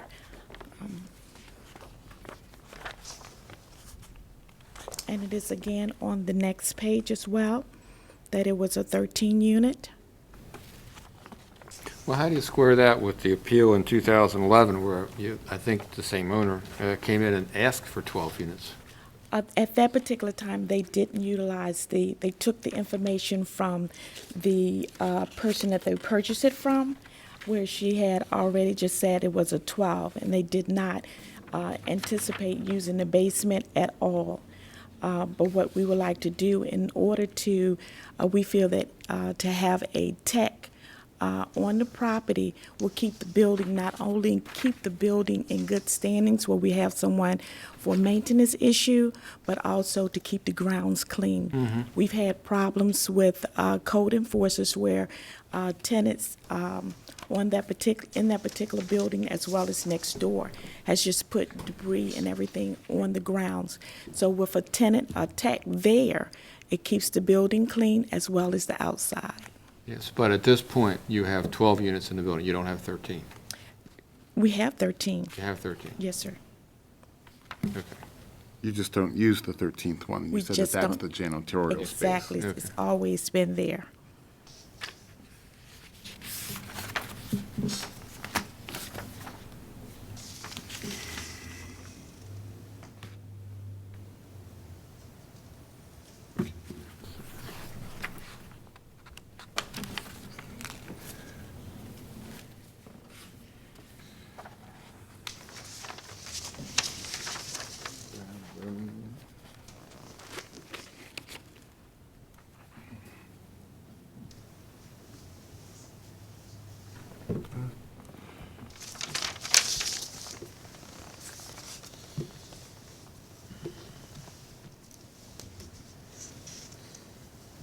Mr. Shannon, do we have any of that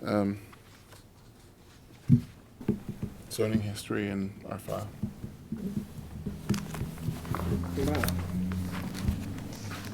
I'm sorry? I don't know what Mr. Blackwell was referring to, but we do have some history in the file.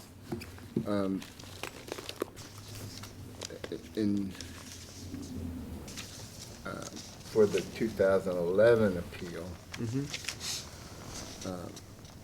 we were given floor plans that didn't show anything in the didn't show a basement floor plan. And so the floor plans that we received for that appeal were just the first, second, and third floor. But at that time, we did a search of the permit history. And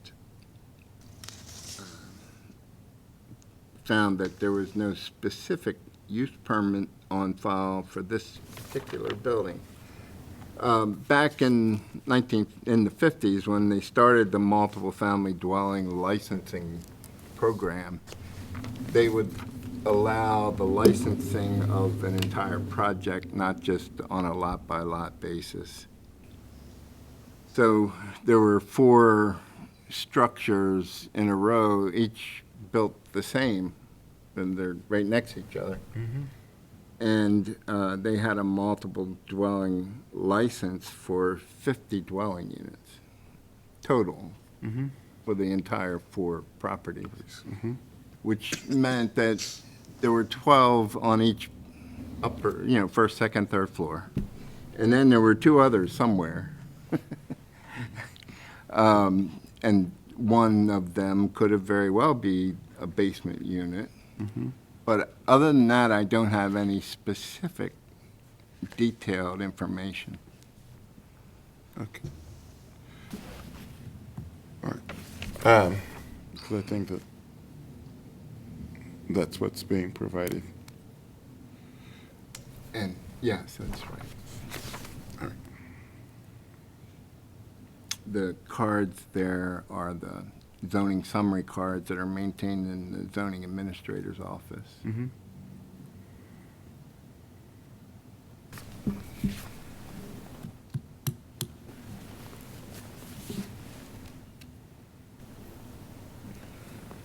So that was, reflects back to 1960. And there's no reason to doubt what they're saying.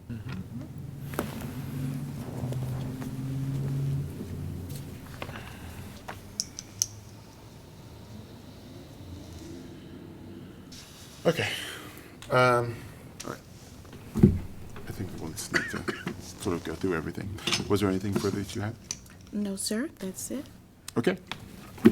Thank you. Thank you. You're welcome. So I get my research paper back. You may. Gotta keep that. Yeah, we can get this information from the zoning administrator's office if we need it. Good. All right, and last, 2015-390, 4744 Vancouver Road, Kevin Thomas. And so we have, this is an application to store a boat and boat trailer in the rear yard of a single-family attached dwelling. Is that correct? All right, if you can raise your hand and be sworn, please, sir. Do you swear or affirm the testimony that you're about to give in this hearing will be the truth, the whole truth, and nothing but the truth? All right, do we have staff reports? One report from planning. Thank you. Planning Department reviewed this application. Noted this property is, of course, residentially zoned. The applicant is requesting approval to store the boat and trailer in the rear yard of the property. There are specific requirements in the zoning code, specifically that the board must find as a condition for approval these conditions. At no time will this equipment be used for living or housekeeping purposes. The equipment will not have fixed connections to electricity, water, gas, or sanitary sewer facilities, except as specified in subsection B of this section. If the equipment is parked or stored outside of a garage, it will be parked or stored to the rear of the front building line of the lot, and located at least 3 feet from the side or rear lot lines. The equipment will be kept in good repair and carry a current year's license and registration. Parking or storage is not of an unoccupied mobile home, being a movable or portable dwelling constructed to be towed on its own chassis and connected to utilities, and designed without a permanent foundation for year-round living, which is specifically prohibited. Section B, referred to above, states that the equipment may be parked anywhere on the premises for a period of not more than 48 hours for loading or unloading purposes. The department believes that there is sufficient distance between the rear lot line and the existing dwelling structure to allow compliance with the requirements of the zoning code. The department therefore recommends approval of this appeal, subject to the condition that the approved use complies with the requirements of Section 14-306 of the zoning code. Thank you. All right, so do you agree to the conditions offered by the planning department? Yes, I do. Okay. And French already went through the various conditions necessary under the code for storage of boats in a rear yard. But from the drawing, it looks like there's a parking pad or Yes, it is. driveway? That's correct. Okay, and that's where the boat The would be X was located? meant for the boat to be parked in the trailer. Okay. All right. Now, we have some aerial photographs from, they're dated 2011. Yes. But it shows a rather chaotic appearance in the backyard. What does the backyard With look like? that being a tradition of what I said with Skycam taking a picture, I not too long ago took some bought pictures of the yard as well as 2011. I was a scrap dealer. 2011, I went in compliance with getting my license. I had some various things that's been covered with things, and I said over the years with my struggle, I had always been working on appliances.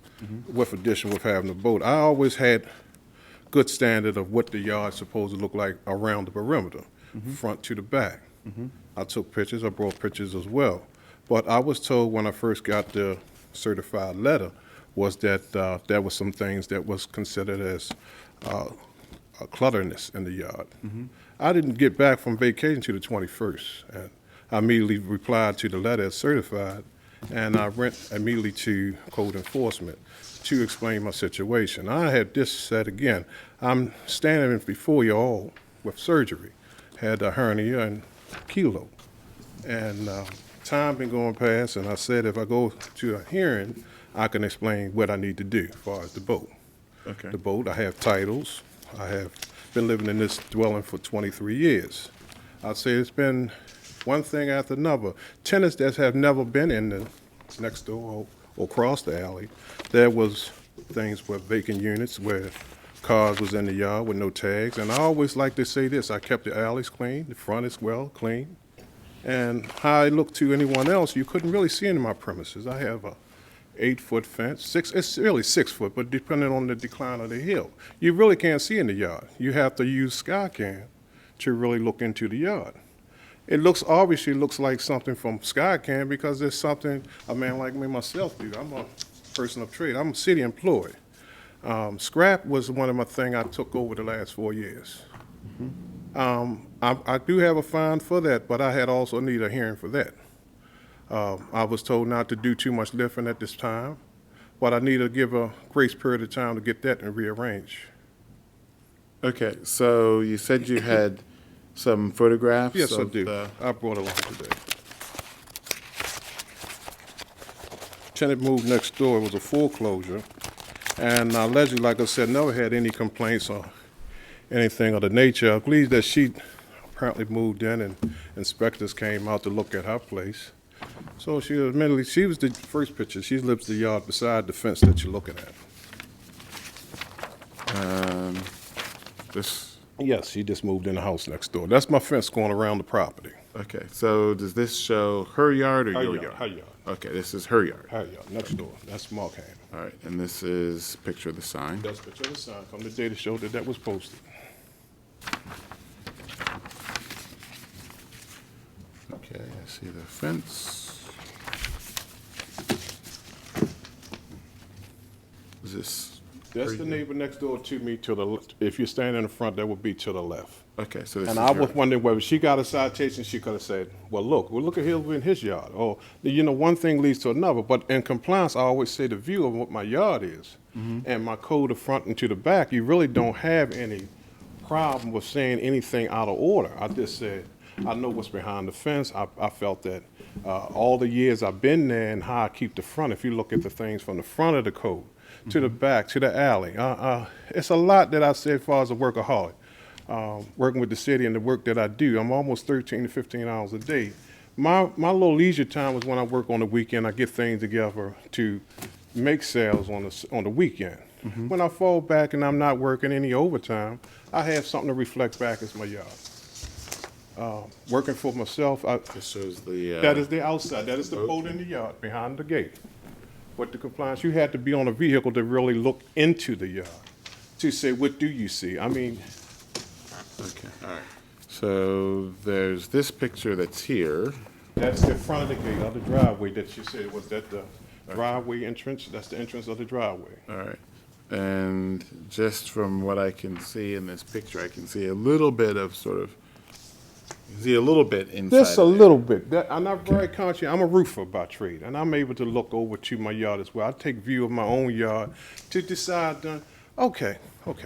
I mean, again, I try to keep the premise. If you've seen the sign, if anyone come by to see the sign, you can see the front of the home, to the back. Yes, I saw that. And like I said, I've always been a respectful person. I've been in the community for 23 years. Never had any problem with any break-ins, anything on my property, I'm saying. And I always say, by the way, I guess the way I carry the things that I do, I don't have any problem on that aspect. But again, I just say when I got the letter, I've been running from trying to go to code enforcement, trying to tell them that I need to know what's going on. No one told me that I had a problem with the yard of all these years. But I say, with me getting my license, which I brought along, tells a little about what I do for the years that I've been in the trade.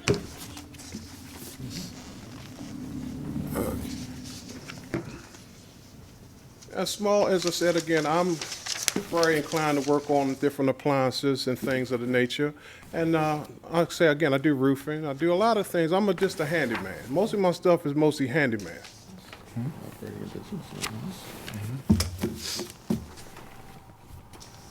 All right. So the Skycam photograph that But we've in 11, that kind of worried me because that was not. But I mean, does the property still look like this? No, or it doesn't. okay. That's what I'm speaking of. Someone need to tell me what they're looking for. Why are we looking at 11? So if you and I went to your house to go have a beer right now. Yes. And we went into the backyard. Yes. What's there? It's not what's there now because that's in 11. Well, obviously. I tried to do it myself and look at Skycam, and it kind of like messed me up there because I say, well, I'll tell you this. Do any of your pictures show what's there now?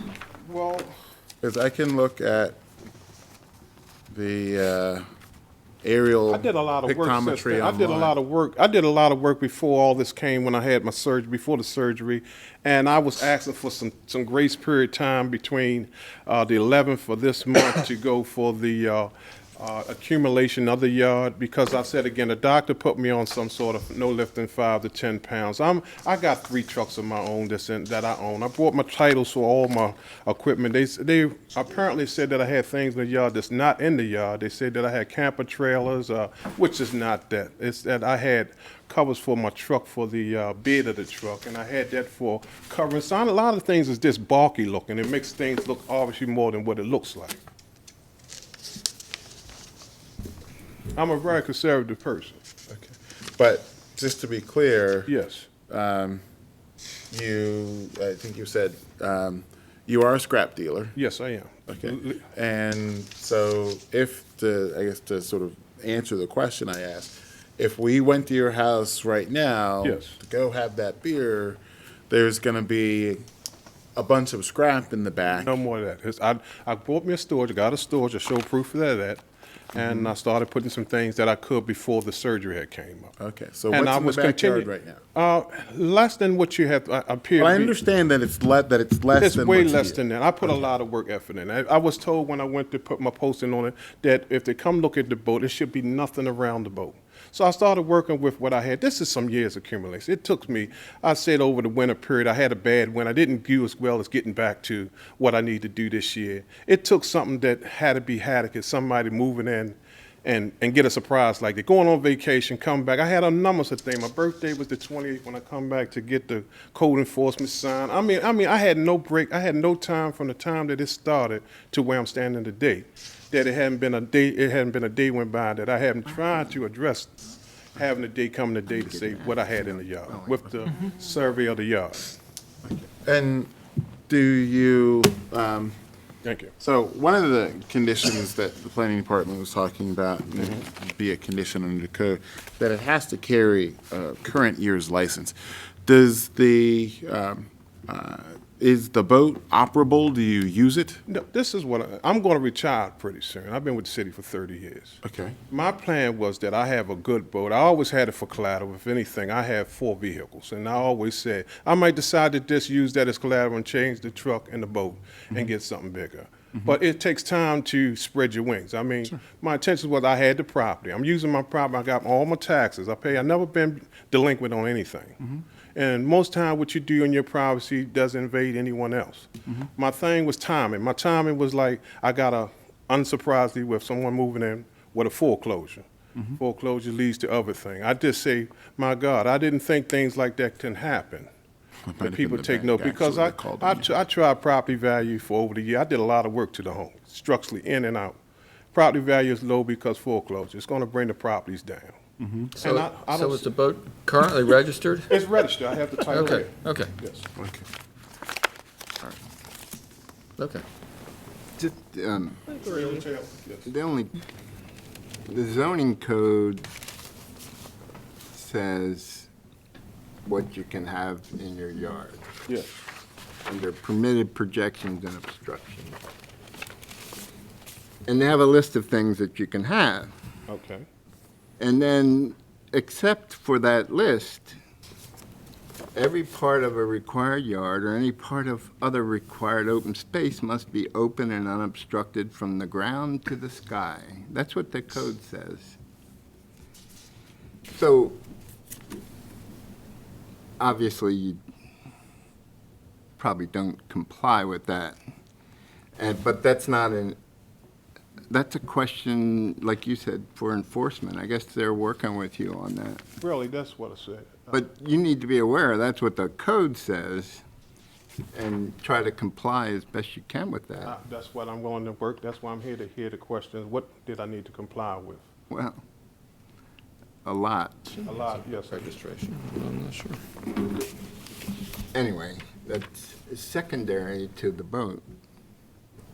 It just showed up in those pictures, and that's why we were questioning you about it. Can I ask a question? This is my This wife. is my wife. I mean, my husband. I want to ask a Excuse me, question. please. Just first, Gotta be sworn in. you have to be sworn in. Then we need to know your name. Then you can speak. Okay. Okay. Good So- evening, everybody. Good evening, ma'am. My name If you is would be Lenore sworn in Thomas. first, please. Do you swear or affirm the testimony that you're about to give in this hearing will be the truth, the whole truth, and nothing but the truth? True. My name's Yes Lenore. or no? Do you? Yes. Okay. All right, and your name, ma'am? Lenore Thomas. Okay. Ms. Thomas. Okay, from what y'all looking at, my one question is the boat. And that anything else in that yard has to go. What can he keep in his yard, period, besides the boat and anything else? That's our whole question, Well, it's really a question you need to talk to the inspectors about. Who's the inspectors? The person who wrote the citation. I mean, Which we had I'm a hearing not, date I had for the 11th of this So month. the person who wrote the citation, I think that they're on the Yeah. thing. Gregory Davis Yes. is the inspector, and they've got the phone number there where you can reach him. And we have a hearing date for There the are 11th. things you can have, like you can have a shed, He's got a you can well put all craft your type. personal stuff in the shed. Things like that are permitted. You need permits for them, but there are things you can do as long as they're on this list. The list that never appeared, never seen the list. Well, it's in the zoning code. It's in the zoning code. I'm sure the inspectors would be glad to discuss it with you. I have no idea. What kind of boat is it? It's a Willcraft. Okay, but, so we got a title for a Wellcraft here. Yes, and it's the title for the trail as well. No, I understand it, but do you have a current registration for the boat? Is the boat currently registered with the Department of Natural Resources? Resources. Department of Natural Resources. A boat gets registered, and you have a registration at It's every. like an annual license Yeah, and registration. which is one of the, and the reason we're asking this, one of the requirements that planning, I'll give this back. Thank you. It's one of the requirements that planning stated that you have to comply with, is the boat has to be currently registered. Okay. The question is the Wellcraft currently registered? I didn't, no, sir. Okay. Sorry about that, misled. That's a, okay. By not being registered, so now what, does he register or does he has to get it out the yard? well, Or do we gotta get in touch with, because I don't know, so I'm here to ask questions. okay. So it seems as though there are a few things that are going on. First, there's the boat that's in the backyard, and normally storage of boats in the backyard aren't that big of an issue, provided you have the space for it. And it appears as though your yard by itself is big enough to locate the boat back there in compliance with the requirements of the code. So there are, just to go down the list, and if you wanted to look this up, it's section 14306 of the zoning code, and it says that the board must find and require as conditions of approval are that, so at no time will the equipment, that is the boat, be used for living or housekeeping purposes, so you can't live in the boat instead of in your house. The equipment will not have fixed connections to electricity, water, gas, or sanitary sewer facilities, so you can't run electrical cords out to it, hook it up to a septic system, whatever. That really gets back to that first condition of you can't live on it. Except only as specified in subsection B. If the equipment is parked or stored outside of a garage, it would be parked or stored in the rear of the front building line. That is, so your property, you know, you think of it as a big rectangle and the house sits at a certain point in the property. The boat has to be behind the front of the house, so you can't store it in the front yard is really what that is getting at. Has to be, it will be parked or stored to the rear of the front building line of the lot and located at least 3 feet from the side or rear lot lines. So it has to be 3 feet from either side or the back, in addition to being behind the front of the house. The equipment will be kept in good repair and carry a current year's license and registration. That's the point that we're at right now, which is that the boat has to be registered and licensed by the Department of Natural Resources. It currently is not. And the parking or storage is not of an unoccupied mobile home. Again, that gets back to the first thing of you can't live on it. So those are the 5 things that we have to find and require as a condition.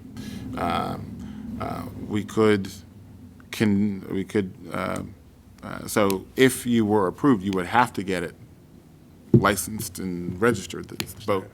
And if you didn't, then that would be a violation of your permit.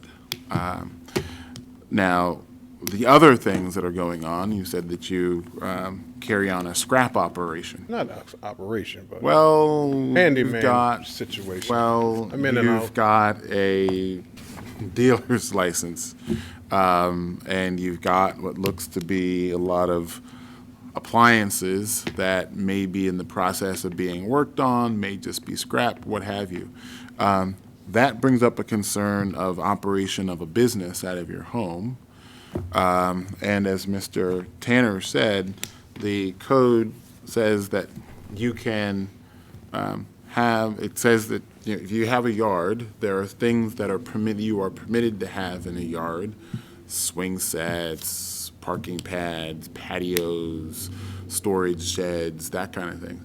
And then, as he said, that but for those exceptions, so unless you're talking about something that's on that list, the yard has to be free of anything else from the ground to the sky. So you can't have anything in the yard that's not on that list.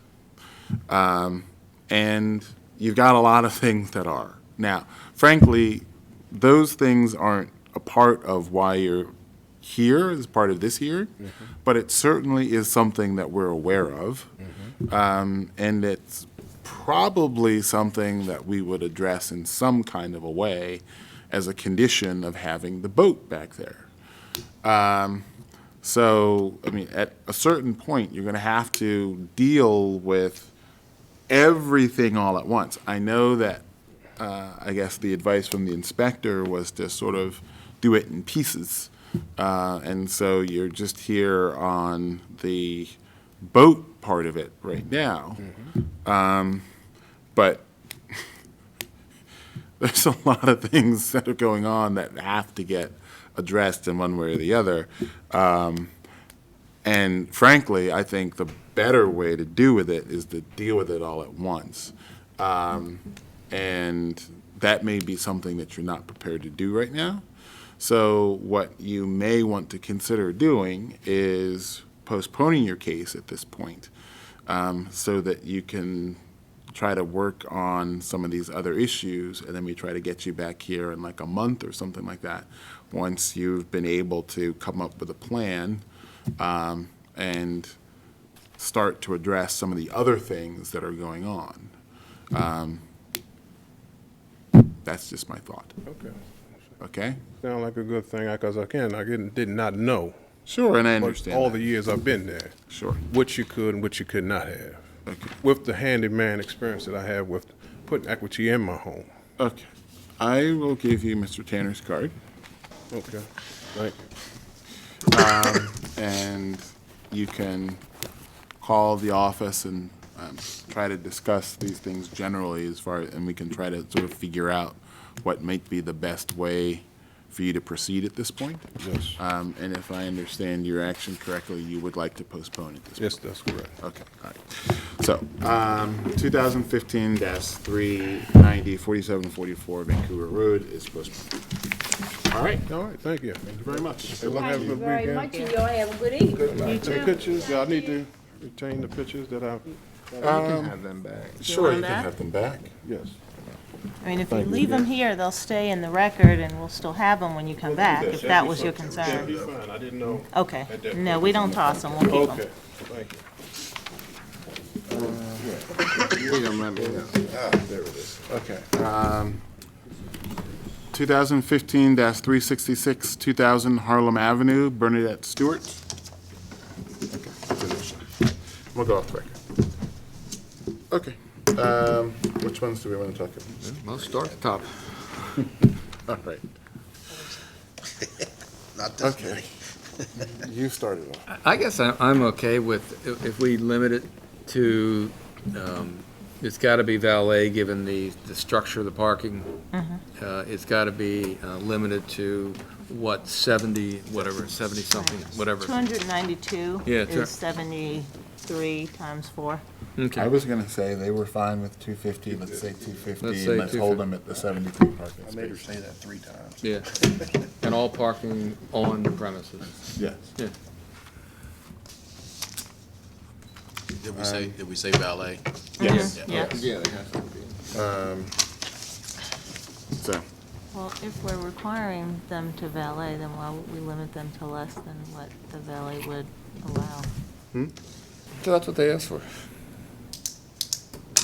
Said they'd be happy with 250. Yeah. yeah. I asked her 3 times intentionally. I understand, but she's entitled to more. Go ahead, Jay, you can vote differently.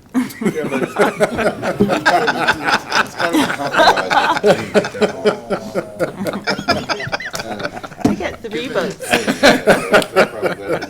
I think given their drawing, they're gonna end up with less than 73, Okay. because there's probably some spots that just don't work with the moving in and out. Okay. It's probably better if they have a little more space to maneuver. So it would be, instead of 73, they'd have to meet the requirement of 1 per 4, would be 63. It gives them a little leeway. Yeah. There's no- Okay. That's right. All right.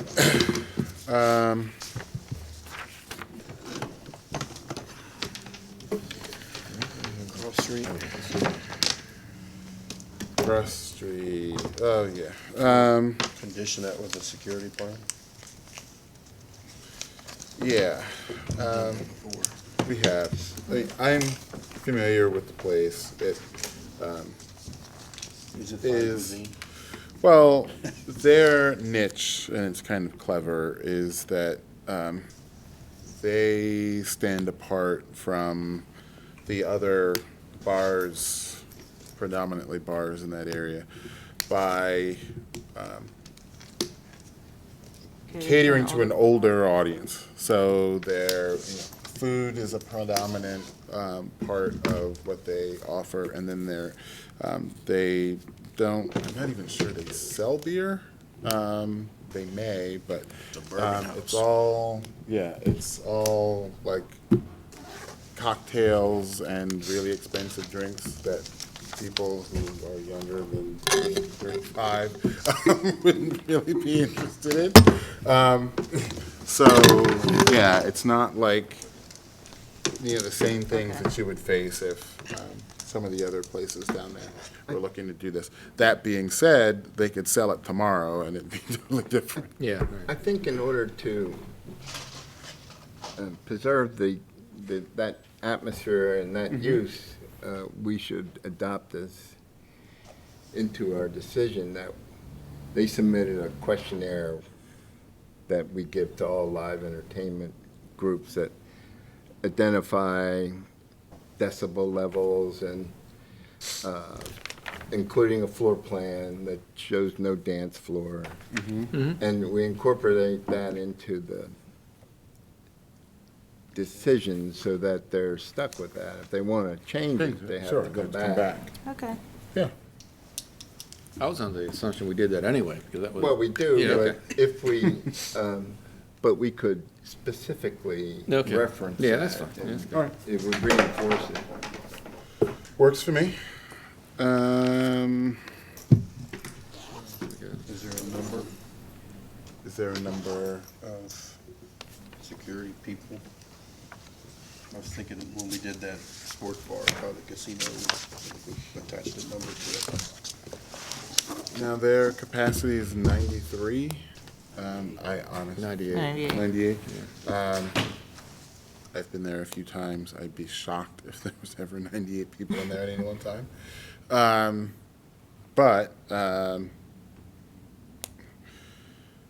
What's the, is there a number that we use as far as a ratio that we use?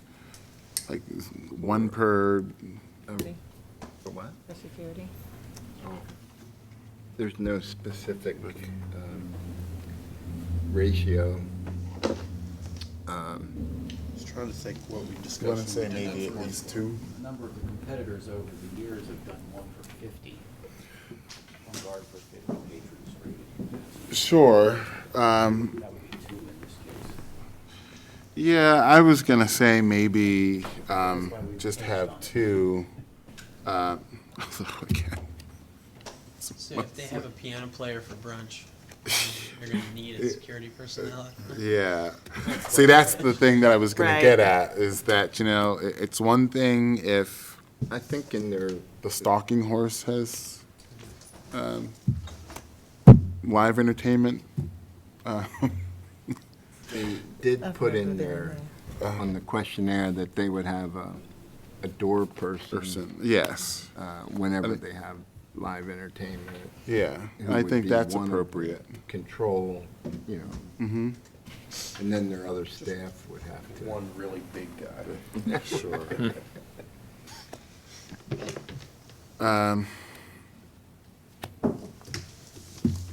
Okay. So, at least one, and then, do they have no security plan? Yeah, they did mention it, It was very vague. but it was, it wasn't It's the real doorman, detailed. I think. Yeah. This council kind of danced around that question. is what they- Yes. Yes, you did. And the fact that the community didn't submit anything, I thought was Yeah, they have Yeah. yeah, they do have an in MOU. the way of independently to us, other than the MOA. Okay, any others? So for security, we do Fairview. one. At least, I'm thinking at least one. Right. Good night. Thank you. 373. I was, initially I had some problems with that, but the more I looked at the zoning records, I guess I'm okay with it. Yeah, my one question with that, David, was, as I looked at it, it's an R5, and so I guess what our thinking was in 2011 was that it's not bound by that restriction of, once, I guess it's R6 through R10. And so this isn't, it doesn't more- fall in there. Right. Now, More of it's- a non-complying situation. yeah. That it couldn't possibly be a single-family dwelling. Oh, Right. no. So, and they did not mention the basement in 2011. That was just No. silent on what Yeah. was there. Yeah. Because it sounds like they weren't even sort of thinking of it as a use. Right. But, it does appear that there's Yeah, I guess because they history of it don't lease existing it. there. Probably because they don't lease it, they just let one of their There, yeah. techs live. It sounds in like it's something that Sounds like they've they're come up doing it with. I think already. I think what you get that happened sense too? Uh-huh. The inspector doing his job said, wait a minute, you got 13 here, and he cited him with violation. Mhm.